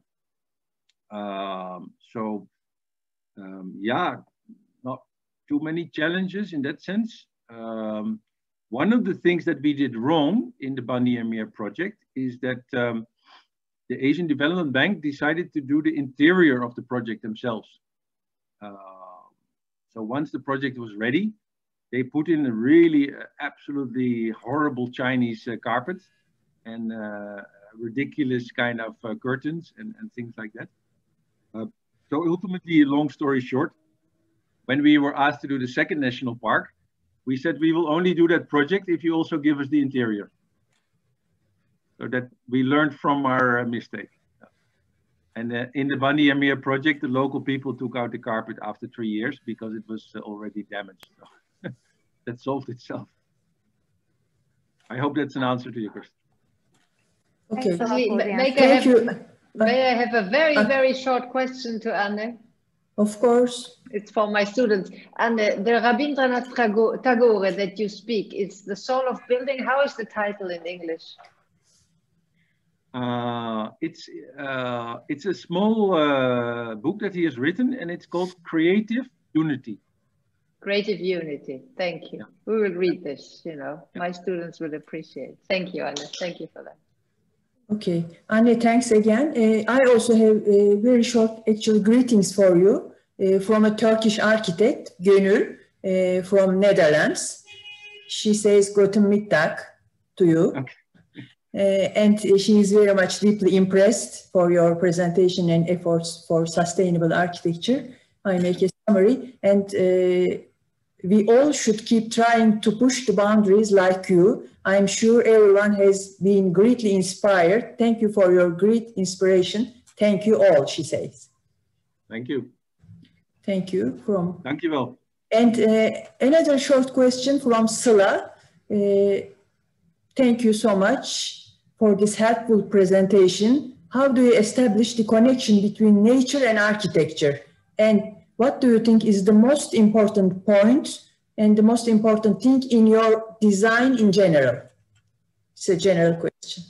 Well, I think that Asli had already asked it, and I think I answered that. Okay, I'm sorry. No problem. So with this, I think we can conclude. Sure. With this question. And thank you again for this really very valuable messages and content to share with us. Looking from the heart of sustainability, it's not just an image, but it's real sustainable architecture with so many dimensions together. And I think, thank you once again for this Global Award Program, Jana. So important to share all this. Okay, now if you allow, we will go forward with our second keynote today. Actually, we didn't have actual time to make a pause, but we will continue because our next speaker is waiting for us now. As said at the beginning, she is Professor Marta Maccaglia from Peru. She will be talking from Peru. And she is also a laureate of this Global Award for Sustainable Architecture program in 2018. And she is the founder of the NGO Semillas, and she is now teaching at the University of Sciences and Arts in Latin America today. And in her lecture, her lecture is titled Living Processes for a Sustainable Future. She will be talking about the Semillas experience, of course, with the assistance of architect Juliana Miglierina. She will be also with us. Thank you, Juliana. As a non-profit organization, Semillas is committed to community development, working for equal rights and opportunities. Its projects are developed within emerging contexts in the rural areas of the Peruvian Amazon and in the human settlements in Lima, Peru. Semillas specializes in research projects, in workshops and architectural projects linked to educational spaces under a comprehensive development framework. We are excited now to listen to this outstanding experience, and thanks again to Professor Marta Maccaglia for her speech and for accepting our invitation. Again, after this speech, you can have some questions or contributions under the questions and answers button. Thank you very much. Marta, the floor is yours. Thank you again. Hi, Widul. Thank you very much for the invitation. Thank you, Jana. Thank you, Marie-Helene. Thank you, Deniz, for the presentation. And thank you very much to Anne for your impressive presentation. Well, I share my screen.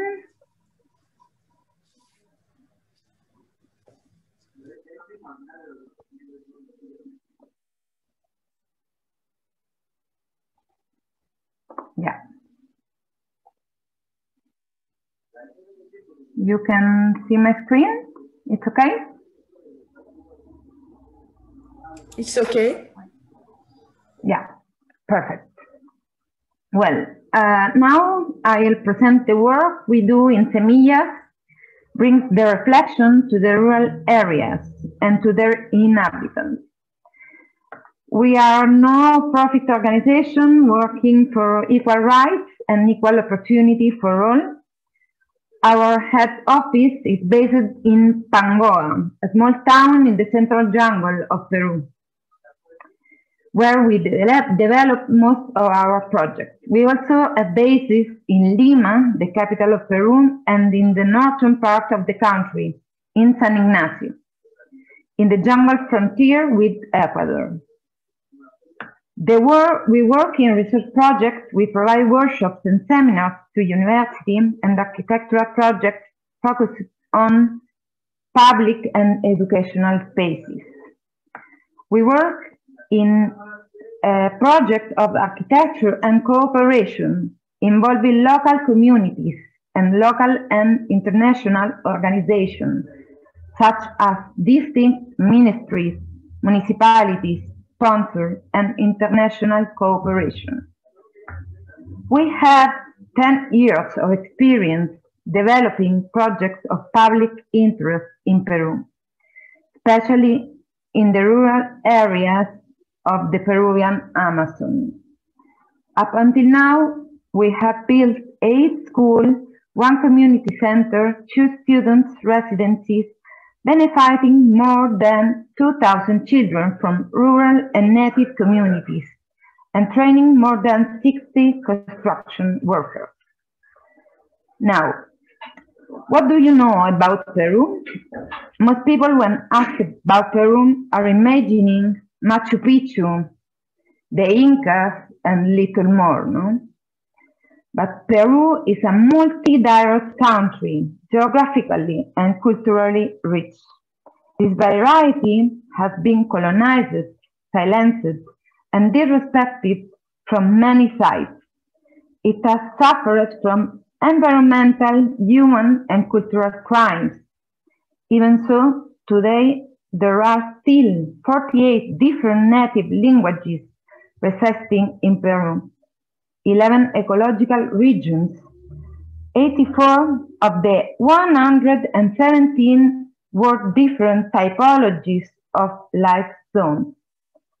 This is Peru, a resilient country. To give you an idea, Peru has 3 macro regions. The coastal desert, 10% of the territory. The Andean region, with mountains up to 6,000 meters, 29% of the territory. And the Amazonian jungle, 61% of the territory, which means that the least part that we know of Peru occupies the majority of the territory. Well, another important key information is about demographic context. Peru has 3 million inhabitants, and 10 million live in Lima, the capital of Peru. So only 2/3 live in the rest of the country. This is one of the multiple reasons and consequences of Lima's centralism. And since the middle of the 20th century, Peru has experienced, like many countries in the capitalist era, a strong migration from the rural areas to the urban areas in search of better economic conditions. In the case of Lima, it has grown exponentially from 1 to 10 million inhabitants in not even 1 century. The city has been growing without urban planning, without architects, thus generating large portions of informal city. In Lima, approximately 70% of the city. And we call it young towns or human settlements. And the question is, how can architects participate in those 70% of the city? The reality of the city is of strong urban contrast and inequity. For example, here is Miraflores, one of the formal districts of the city of Lima. And here is Huaycan, one of the many human settlements of Lima, a district with no urban planning, with no involvement by neither government nor any architect. The reality is that we live in cities divided by walls, as in this image that I'm showing you. This photograph has been published in many newspapers around the world. We call it the Wall of Shame. It is a 12 kilometers wall that divides two districts of Lima. On the right hand, there are green areas and houses with swimming pools. On the left hand, there is no electricity and no running water.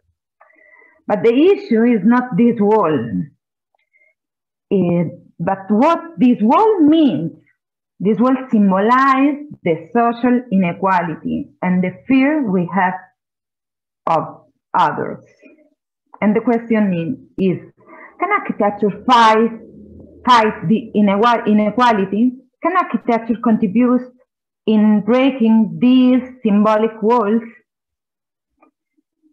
Faced with this context, in Semillas, we believe the first wall we need to break is the wall in our mind, promoting projects with comprehensive framework and of political relevance.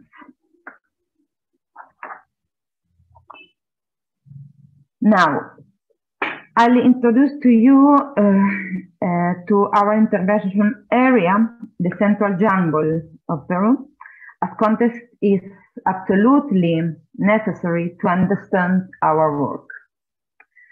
We are in the district of Pangoa, 12 hours by bus from Lima. And the communities we work are 2 or 3 hours by car or boat from Pangoa. On the one hand, it has very rich natural environment with abundant waterfalls, wild nature, indigenous communities, and multiple and varied reality. On the other hand, it is an example of the province's reality of abandon, contrast, and inequality. Here, there is the urban center, which is the administrative and political reference point for all the rural villages spread out in our intervention area. And here is Alto Anapasti, for example, a little native community in this rural area of the jungle. Also, all this area has been very much affected by terrorism since back the 80s. Today, this area is known as the main narco-trafficking area in Peru. However, how much does this context influence the educational situation? The remote localization and difficult geography imply high costs in terms of inversion in infrastructure. And decentralism, the social and historical situation are all reasons for government neglect.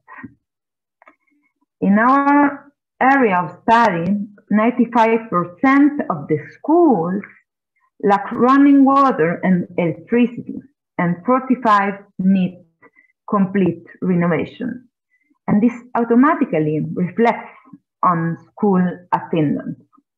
Only 7% of the population study up to the secondary level.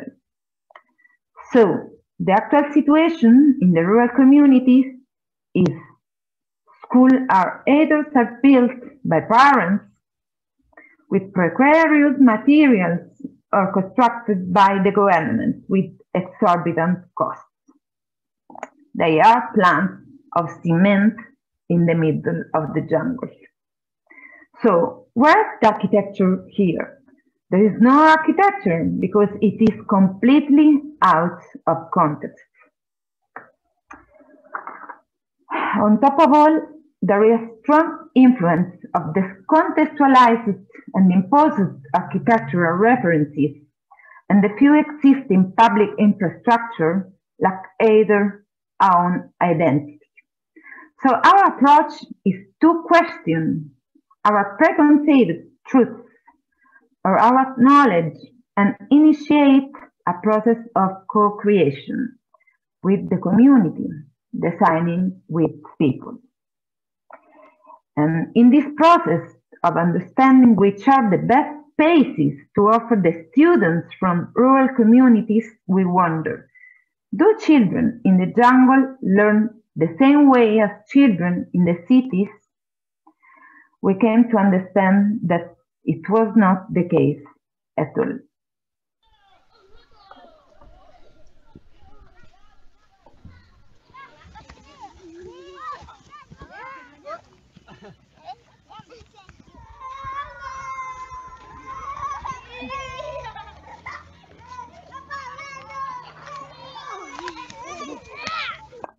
Well, I love this quote by Spanish neuropsychologist José Ramón Gamo.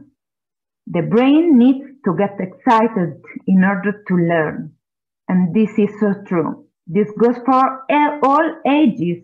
Can you imagine these kids in the jungle, as we show in the video? They grow up and play freely, and they're always connected with nature. How could any kid feel excited in a school surrounded by fences? In Peru school, children are made to march when entering the classroom. And the classroom have high windows so children won't be distracted in an educational method based on prohibition. So, if the brain needs to get excited in order to learn, we think that architecture school goal is to contribute to create emotions and to imagine it, to design it, and to build it. We can only do it through participatory process. And it is through participatory process that we have developed the Union Alto Saniveni project. Well, in this first step, participatory rural uprising, we get to know each other potentiality, problems, and dreams. In the second step, participatory design, we explore the imagination of the inhabitants, their needs, their actual activities in the school, and their activities they wish to have. After these first two stages, we try and reflect all these dreams and desires in the architectural design. Because what architecture for? Architecture is for the people. And what we offer is a common sense design. Our references are the context and the kids' imagination. The next step is the participatory construction. We go with our master builder, and we offer the villagers to work on the construction site. So this is how they learn a little bit about ourselves and they learn about them. And we promote the local microeconomy. Finally comes inauguration day. Normally, the work of an architect ends in that day. Well, in our vision, the inauguration doesn't end the project. It's only the beginning of its life. The community starts using the school, and we finally get to see the impact our work has in the people's lives. In the case of Escuela Unión Alto Saniveni, the school is the only public infrastructure present in the village. So the challenge of our architectural proposal is to play an important role as a public space for the community.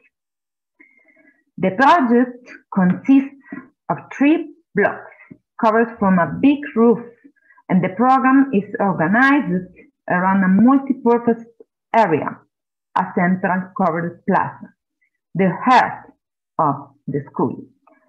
Classrooms are distributed around the central plaza, opening up to the landscape.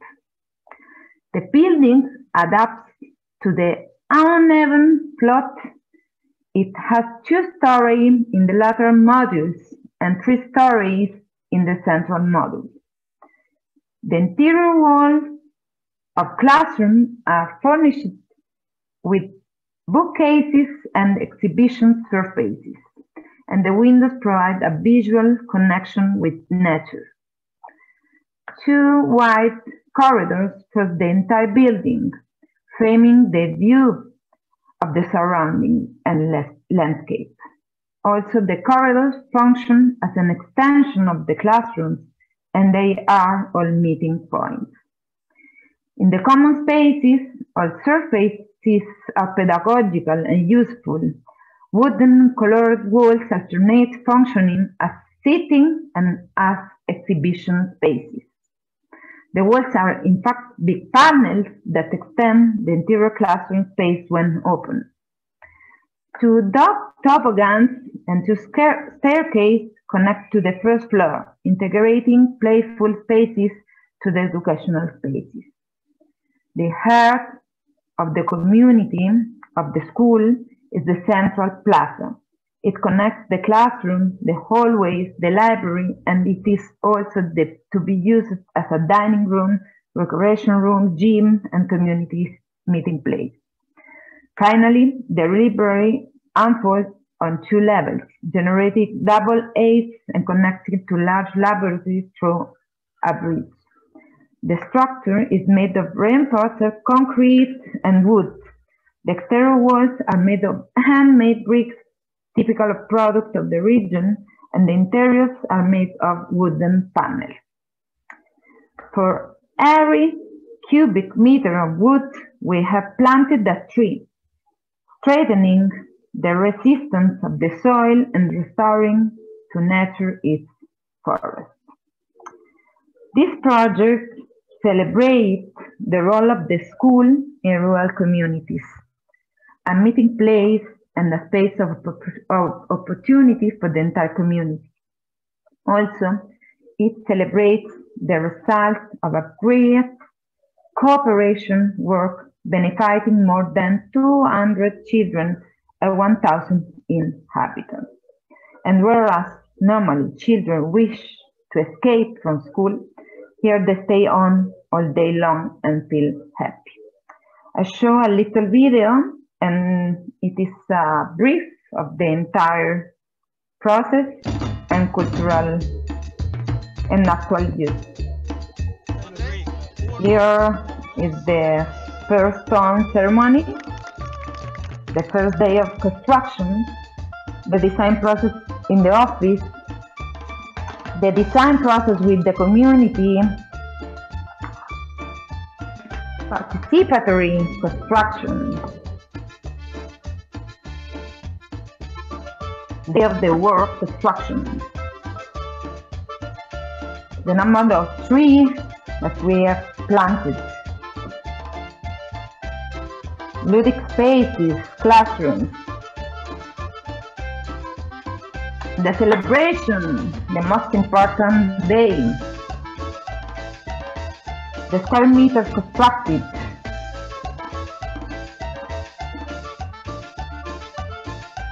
the library, the classroom spaces, the kids,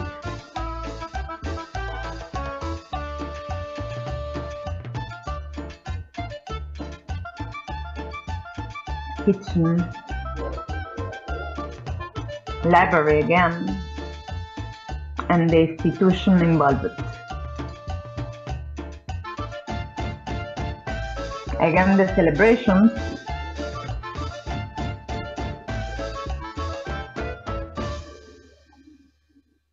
well, The second project is Santa Elena Secondary School. In the Santa Elena Secondary School, we design responding to particular circumstances. We identified Santa Elena's community thanks to the suggestion of the Ministry of Education, as it is located in a strategic point that connects 14 surrounding communities together. A perfect location for a secondary school in a rural area. The building area was very narrow and large, and we couldn't build on the western part of the area because of the soil conditions. So we constructed a compact longitudinal volume on the east side, and because of the program, we need to build a second floor, which brings us another issue. The classrooms were not correctly orientated east-west, so we designed wooden brisolae to have indirect lighting. In the central part, a two-story covered patio divides the school in two sections, the public and administrative area on the one side and the classroom on the other side. And a big corridor goes through the entire school. Also, in this area is no running water, so the roof works as a rainwater collector above the elevated tanks, which are located right above the toilets, and the water system functions through gravity. The corridor crosses the entire building, generating a visual journey of multiple contrasts between light and shadow. If normally classrooms have high windows, in this case, the spaces are visually connected horizontally and vertically with great windows. The construction details are very simple, and this is the result.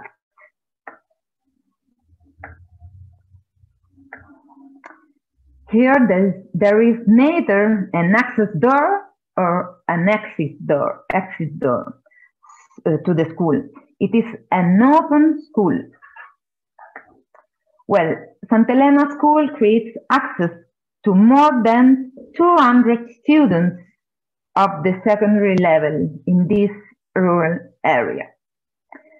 And another question is, what happened after the construction? After the construction in 2015, the number of students increased as we desired. However, the few and difficult access routes mean that students have to walk 2 to 5 hours to reach the school, confronting long and dangerous roads. To provisionally solve the problem, the community built rooms to house students and teachers, but without the minimum hygiene and safety conditions. Faced with this scenario, the effort for the construction of Santa Elena residence started, and the residence became a reality by the end of 2019.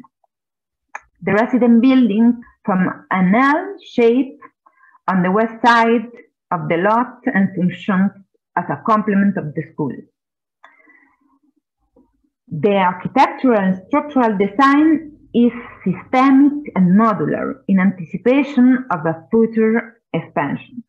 The building is made of a wooden structure housing minimal habitable modules, the cabins, with wood partitions dividing and defining the space. Each cabin opens to the common area of the residence from sliding doors that connect to a hallway. The hallway is equipped with tables, chairs, becoming an extension of the room and a common living space.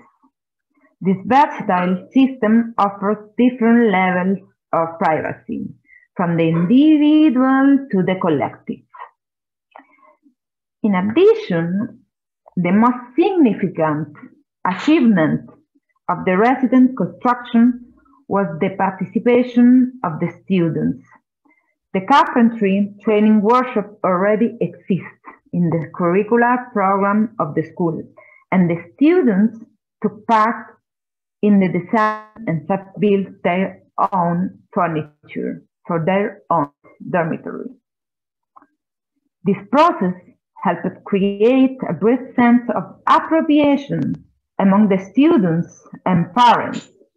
It increased their capacity of self-manage and self-construct any future extension of the students' residence. They built flexible and versatile furniture contributing to different scenarios in the residence. We also have material to build a larger floor area, hoping that the residence will keep growing in the future. Well, the next project is a community center in UCTEA, a Chiaro Composting, in a village in Rio Tambo.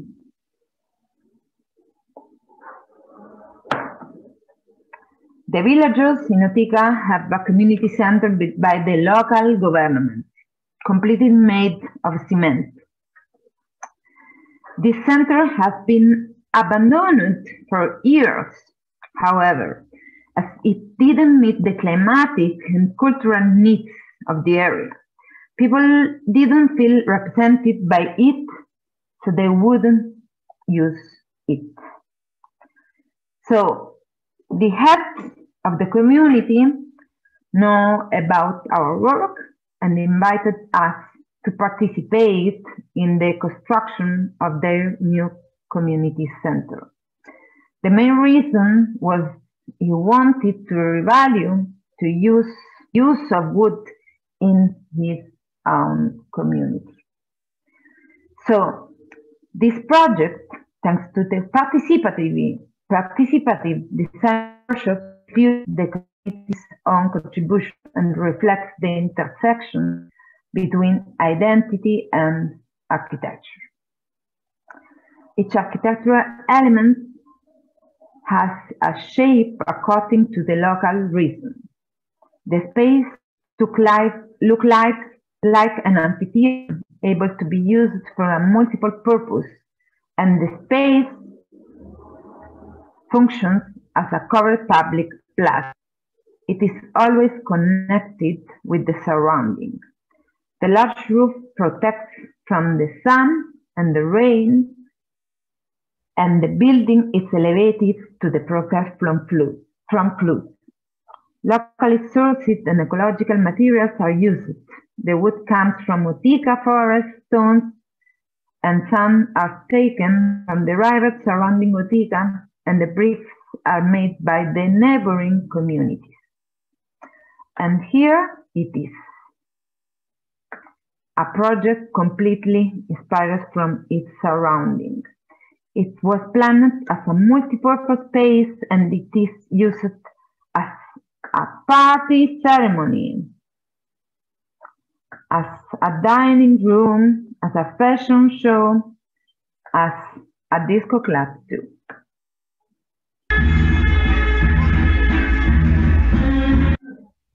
Well, I'm in the last project that is in my conference, and it is one of the first projects that I have developed in the central jungle of Peru.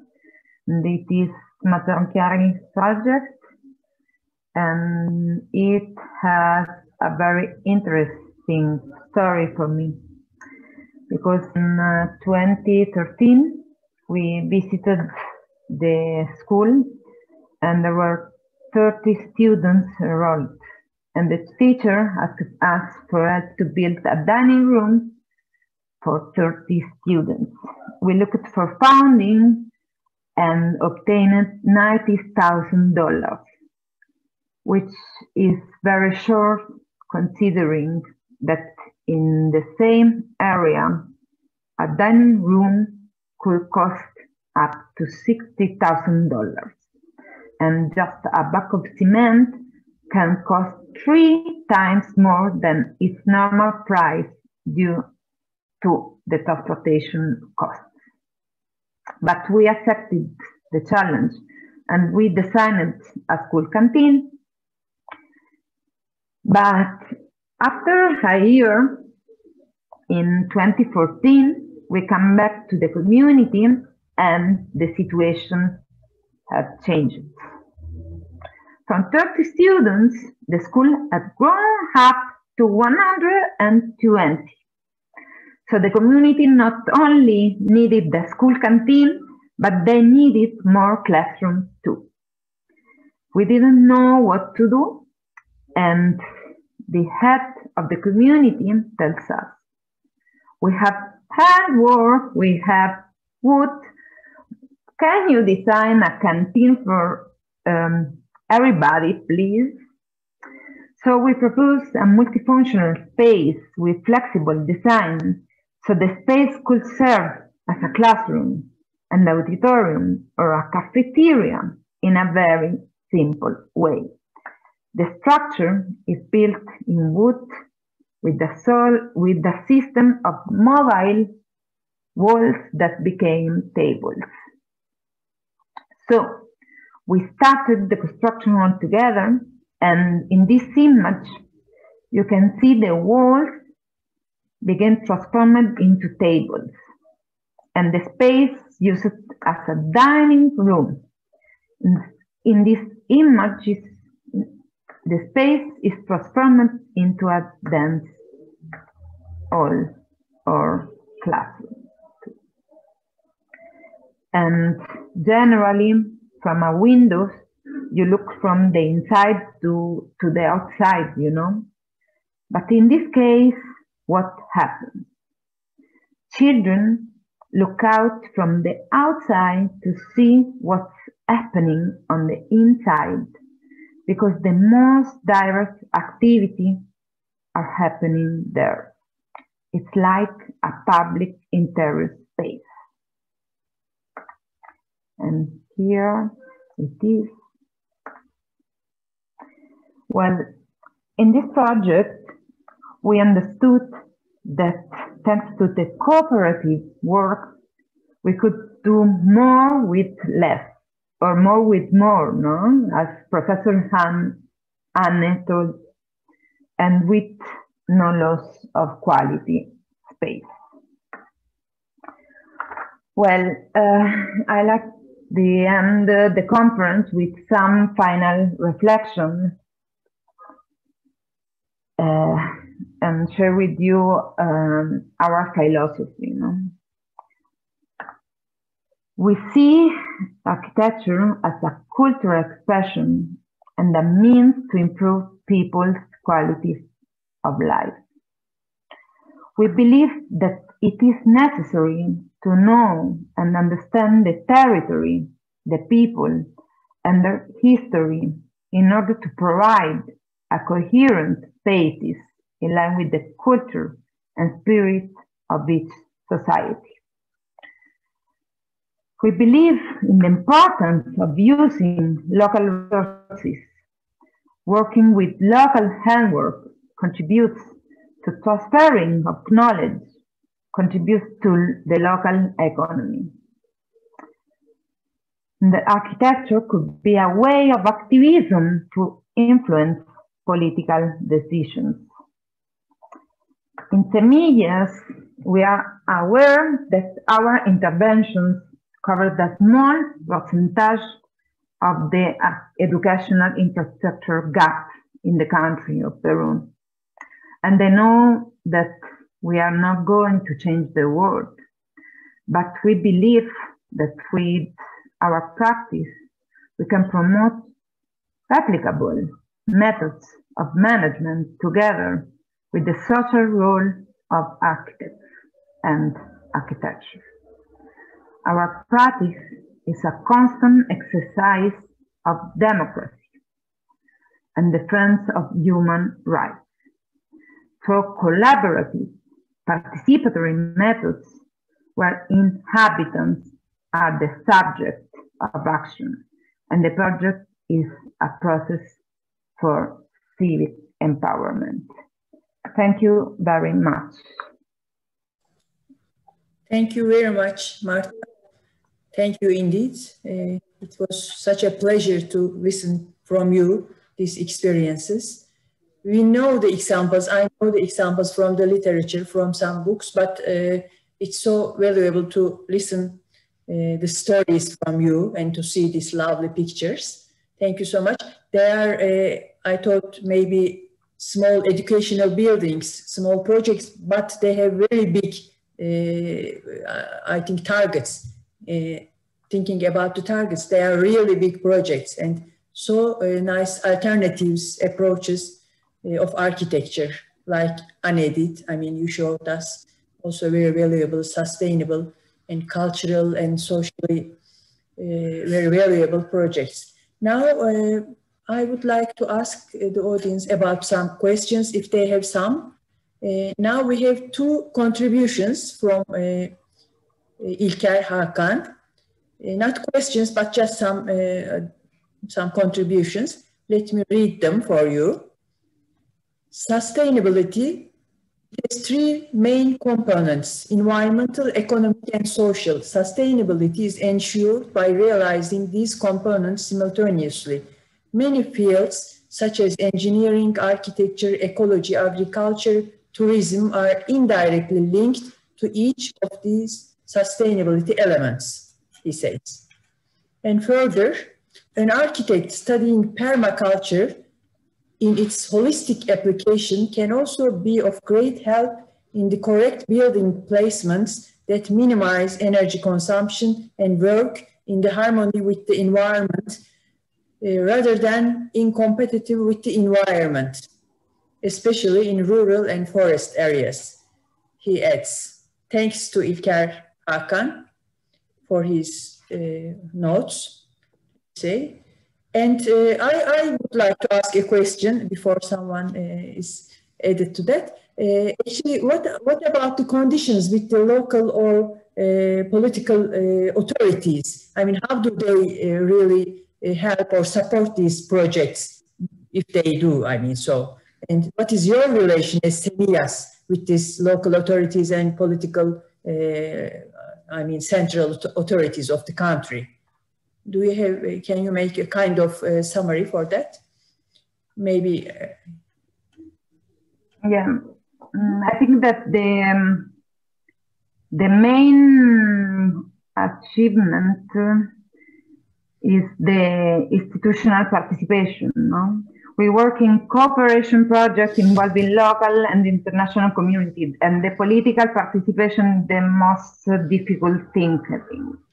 But after 10 years of work, we have the participation of the Ministry of Education and of municipality, for example. So I think that the participation have two levels, no? The institutional participation and the community participation. Because for us, it's too much important involving political government, no? Political action. And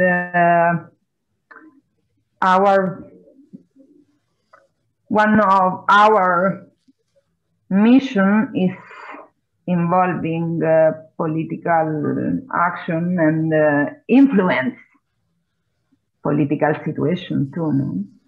It also means involving the different levels of government participation. I mean, it involves the municipality, the local municipality, but it involves also the educational ministry, in the sense that the school, once when the construction is completed, will be given to the Ministry of the Education, which will follow up and preoccupy to give the maintenance that it needs, the professor, to the function of the school. So there are different levels of participation, also involving the different aspects of the local municipalities and governments. I think that another important thing is that we transfer the propriety to the Ministry of Education. No? They are public schools. They are not a private school or So we respect all formal way to make a project, and we looking for compromise between what we want to do and what we can't to do. No. Yeah, the process of building. Maybe Denise, I can add, Denise, if yes. I may, that in the work of Anne Feenstra and of Marta Maccaglia, and thank you for both of those wonderful talks, you can see that what said Ferdinand Tönnies 100 years ago, the founder of sociologist sciences, that the strengths of community will, when the community decides to want something, and you have a talented, but also generous, but also a serious architect, Anne, who said, you have to say no to certain things. You have to also be able to say, no, I don't do everything, and I'm not promising everything. We can work together. So this strength of common will proves that you can realize the smallest project, and then the political will can come into the process, and not before. If not, they manipulate us. In every country, it is not in the east or west or south, or it's always a political force wishes to manipulate talents, as you both are. So I think this is Marta's way, 10 years of application in such difficult conditions prove that when the community leads by itself a project, and you just add your knowledge as an architect, then the common will goes up the level to the political decision makers. And just as I'm already have the word, my greetings to Ikar, our colleague from, I think, from Mimar Sinan. Now he's teaching in your university, Denise, I think. No. No. So Ikar is on another teaching in another university. Maybe. But just to tell you, it is my life struggle since 25 years that the three columns of sustainability, which were generally looked at as economic and political, yes, environmental and social, we have a fourth column, a fourth territory that we need to include in any kind of sustainable development, which is the cultural one. So this is what Anne and Marta prove. They are coming from other cultures. They have adopted a new country, but they adopt also all kind of cultural patterns. Christopher Alexander, as our great testimony to this, not only patterns, but symbols, archetypes, typologies. And if we don't adopt them, we are completely besides the local culture and the context that Marta so beautifully puts ahead in her discourse. So I think this fourth column of sustainable development is so important. If we miss the cultural deepness of an approach, we are totally, again, we are in a post-colonial way of imposing whatever knowledge, whatever privilege of our learnings and our knowledge and our content. Thank you again. So I leave you to the further discussion. Thank you so much. Thank you, Jana. Thank you, Jana. Very valuable, summarized by you again. Aslı had a question. Maybe she can ask your question. Hi again. I'll direct another question. Who is in the team of Semillas? I mean, is this an international team of experts, or are there locals in it?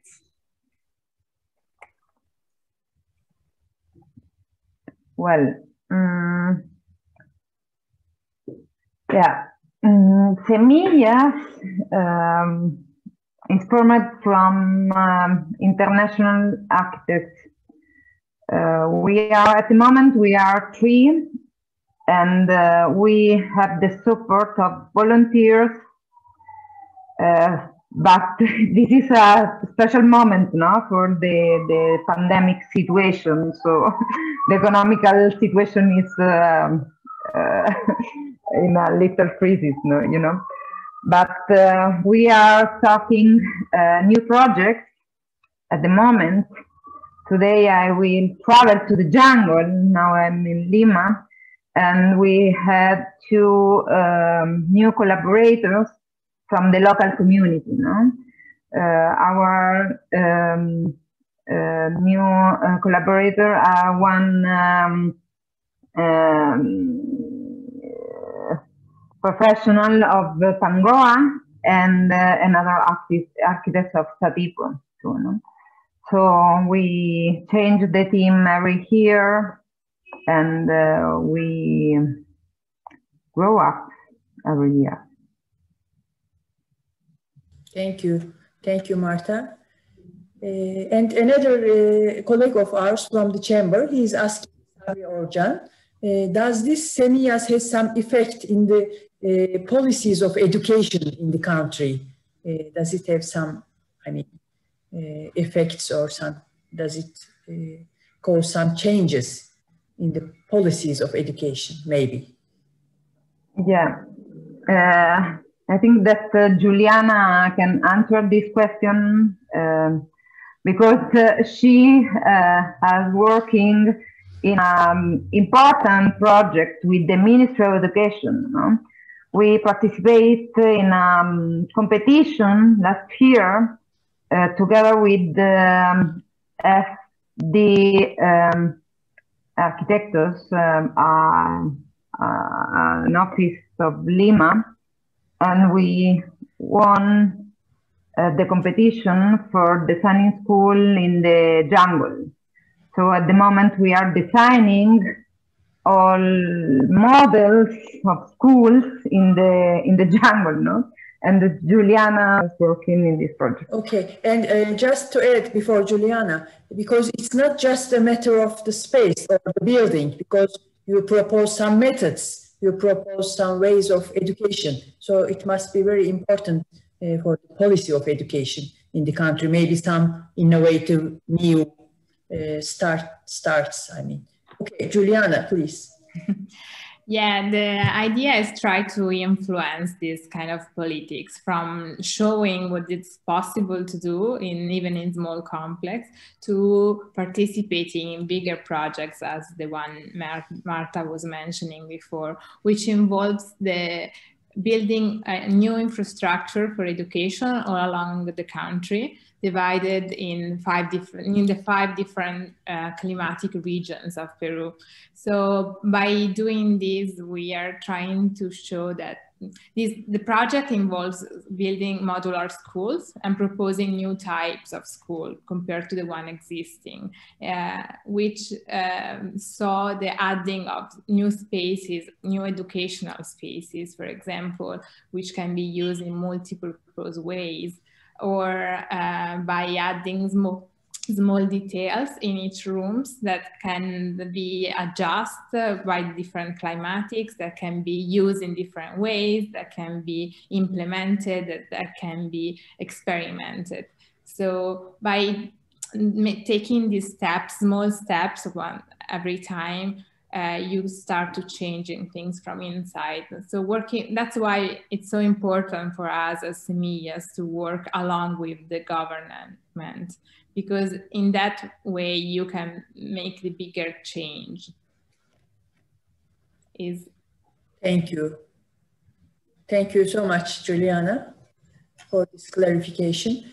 Just to add a note from our colleague, Sabri Orjan, again, there is a model, I mean, at the beginning of the Republican period in Turkey, there was a kind of model of education with the village institutions, I mean, educational institutions. I mean, do you do you know them? I mean, do you have an idea about their, I mean, in his...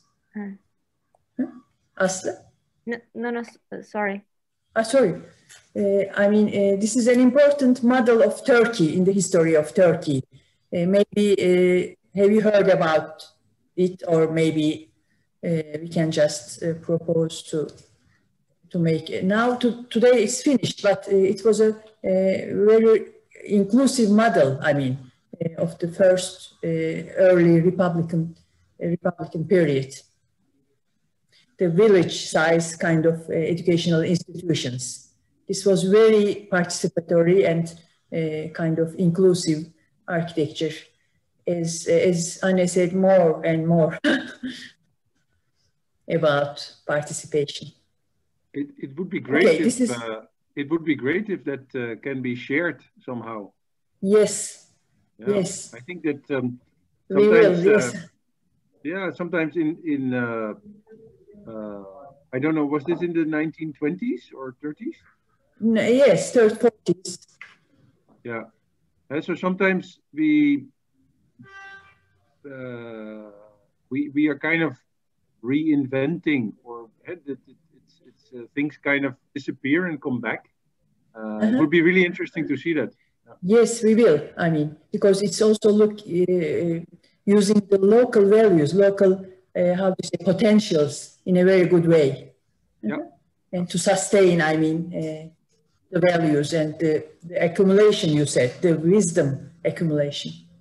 Yeah. And Deniz, if I'm not mistaken, it was at Mimar Sinan with Egli and then with Bruno Taut that they imported or they exchanged or put into synergy the active teaching that was based on Patrick Geddes, the Scotsman, who invented the interdisciplinary and active way of teaching, or of course transpassing knowledge. And it was getting to Turkey, and at that moment it was taken like the new philosophy much more than we were able to transpass in Germany, because with 1933 the world was ending in Germany, unfortunately. And in Holland, and this was Jean-Jacques Pierre Aude. It was the way of building institutions of not a vertical transmission of knowledge from professor to teacher, or from teacher to student or to pupil, but to build a horizontal way, an active way of exchanging with local knowledge, with cultural knowledge. Much was based on movement, the interactive theater, the interactive dancing, the new way of the two new media that we had discovered in that moment, film and photography. Imagine what we would be today without film and photography. Imagine your presentations without your little videos and your photos of nature and context and the forest and the mountains. We would not be there. It would be very difficult. In the 19th century, before that, people would have gone to aquarelle. Humboldt was taking designs and aquarelles and measuring the territory yet. And now we have a camera, very simple. Everyone has a camera, having a telephone. So everything became extremely democratic. The only thing is you have to watch, Marta, and you have to take the time to watch this nature and to watch your forest and to listen to your people. But we opened our minds exactly with this way of active pedagogy, like Patrick Geddes calls it. And this was invading the Bauhaus, and it was then invading your school in your schools in Turkey. So that was illuminating period. And we should maybe, Deniz, you should take this as a topic for a future exchange, because we can learn from this period so much. Of course, you are right. Yeah. Thank you. There is another question for Marta. There are no more questions, as far as I can see. I have one small question for Marta. Please. Yeah. In the community center, it's basically an architectural decision that I'm kind of curious about. In the let's say, when you talked about the local houses, you said that many of them are kind of on stilts, and they're raised because of the possible flooding, etc. And then I saw in the multifunctional space of the community center, you first put the level up, and then the central level is kind of down, huh? What was the let's say architectural decision about this, Marta? Well, the objective was to create an amphitheater, no? And to protect from flooding, we only need to protect the height, no, of the border. So simply we push the middle of the space to create a democratic space, a circular space, no? And we took a membrane on the soil, on the central soil, from to protect, no, the interior spaces, and the big roof protect the sun radiation and the rain. Yeah, thank you. Yeah, nice. Yeah. Okay. Great project. Thank you, Marta. And I think there will be a last question from Aslı. Then we will conclude. Aslı, please. Ask. Yes, there's one more question to Semilya's team. When was your first project completed? How long has it been? And are you able to follow what has been happening there, or if people are happy or not? Yes, of course. Well, our first project was in 2011 in Lima, Huaycan, and today we are designing the second floor of the same building with Juliana, for example. So we follow in touch with the community, with the people in every community that we work. In the jungle, the first project we had developed was Chuquibambilla School Project in 2013. And we follow monitoring and evaluation activities until now. So we keep in touch with the school, and we learn to the past, and we improve the process, and we construct the process step by step, and improve the methodology every year, you know. So the best school is to look at the past now and learn about it. Thank you very much, Marta. Thank you. Of course. But one more thing, that we have the office there, so we don't think that we can make architecture from our office. We live there, you know. So in Pangoa, we have our friends, and another community invites us to ceremony, to the party, and all of the things. No? So it's another family for us, really. Thank you, Marta. Really, after listening to these valuable conferences, I get inspired. Maybe we can do something, some workshops, some summer schools together, sharing your experiences with our country, maybe. We will be really grateful, I mean, to continue to keep in touch and to share our experiences. It's so valuable because, I mean, today, to see architecture from this different angle and so human, it's so valuable, as we all believe. And I would like to thank, before concluding, we are finished with the contributions and with these questions. Without Jana Revedin and without Marie-Helene, we couldn't have realized these very valuable conferences. First of all, thanks to them. This was a very supportive team to us, and thank you so much for realizing this week and the last week conferences We are grateful to Jana and Marie-Helene. And today, Anne, let me tell you, Üstad. We also use this in Turkish.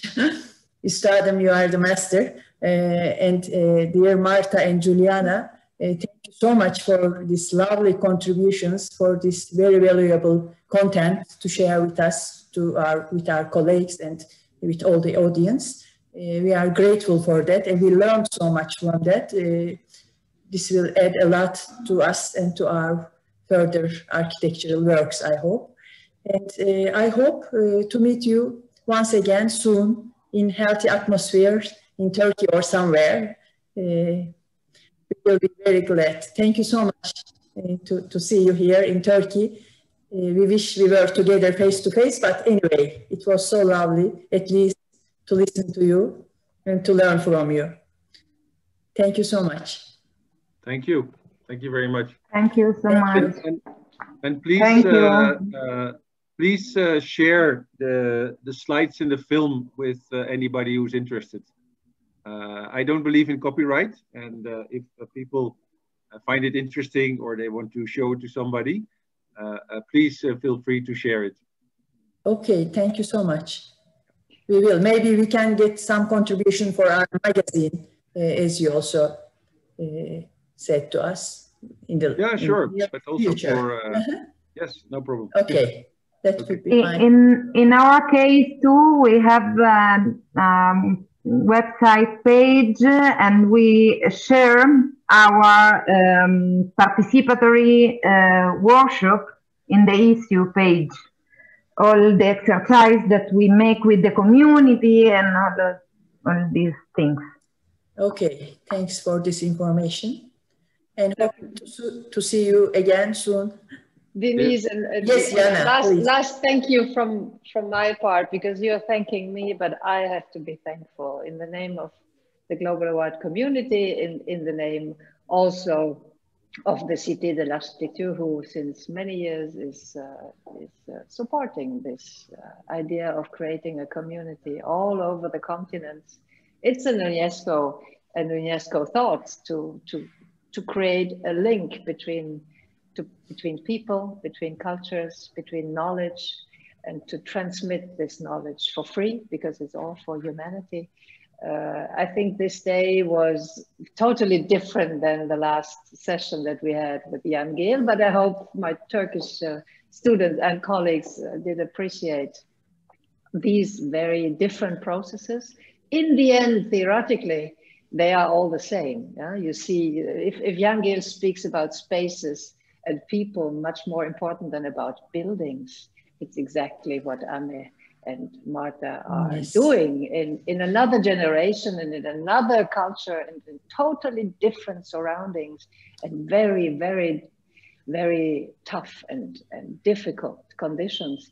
So thank you for your work, Marta and Anne, grazie mille. We are full of consideration. And also I have to thank, in the name, as I'm speaking from my university here, I have to thank in the name of my students. They have to, inside their curriculum, they have to do some training in architectural practices. And nowadays, Anna, they don't ask anymore to go to the big names. They ask to come to Anna to work in Nepal, or to Marta. And both of you accepted master students of mine. And I can assure you, still today, they speak about this experience. It changed their way of regarding architecture as a profession at the service for society. So really thank you also for this generosity. It is not evident to bring somebody to Nepal or to accept somebody in the rainforest in Peru. It's much more difficult than being in Western countries where people more or less live in the same conditions. So I have to thank you so much, and Denise, for the whole organization. I hope that for Turkey and the Chamber of Architects, this was a beautiful opening of your lecture series. Thank you. Thank you, Jana. The Chamber is thankful to all of you. Thank you again, and the interpreters, and to organizing once again. Thanks from my heart. Thank you, and hope to meet you again.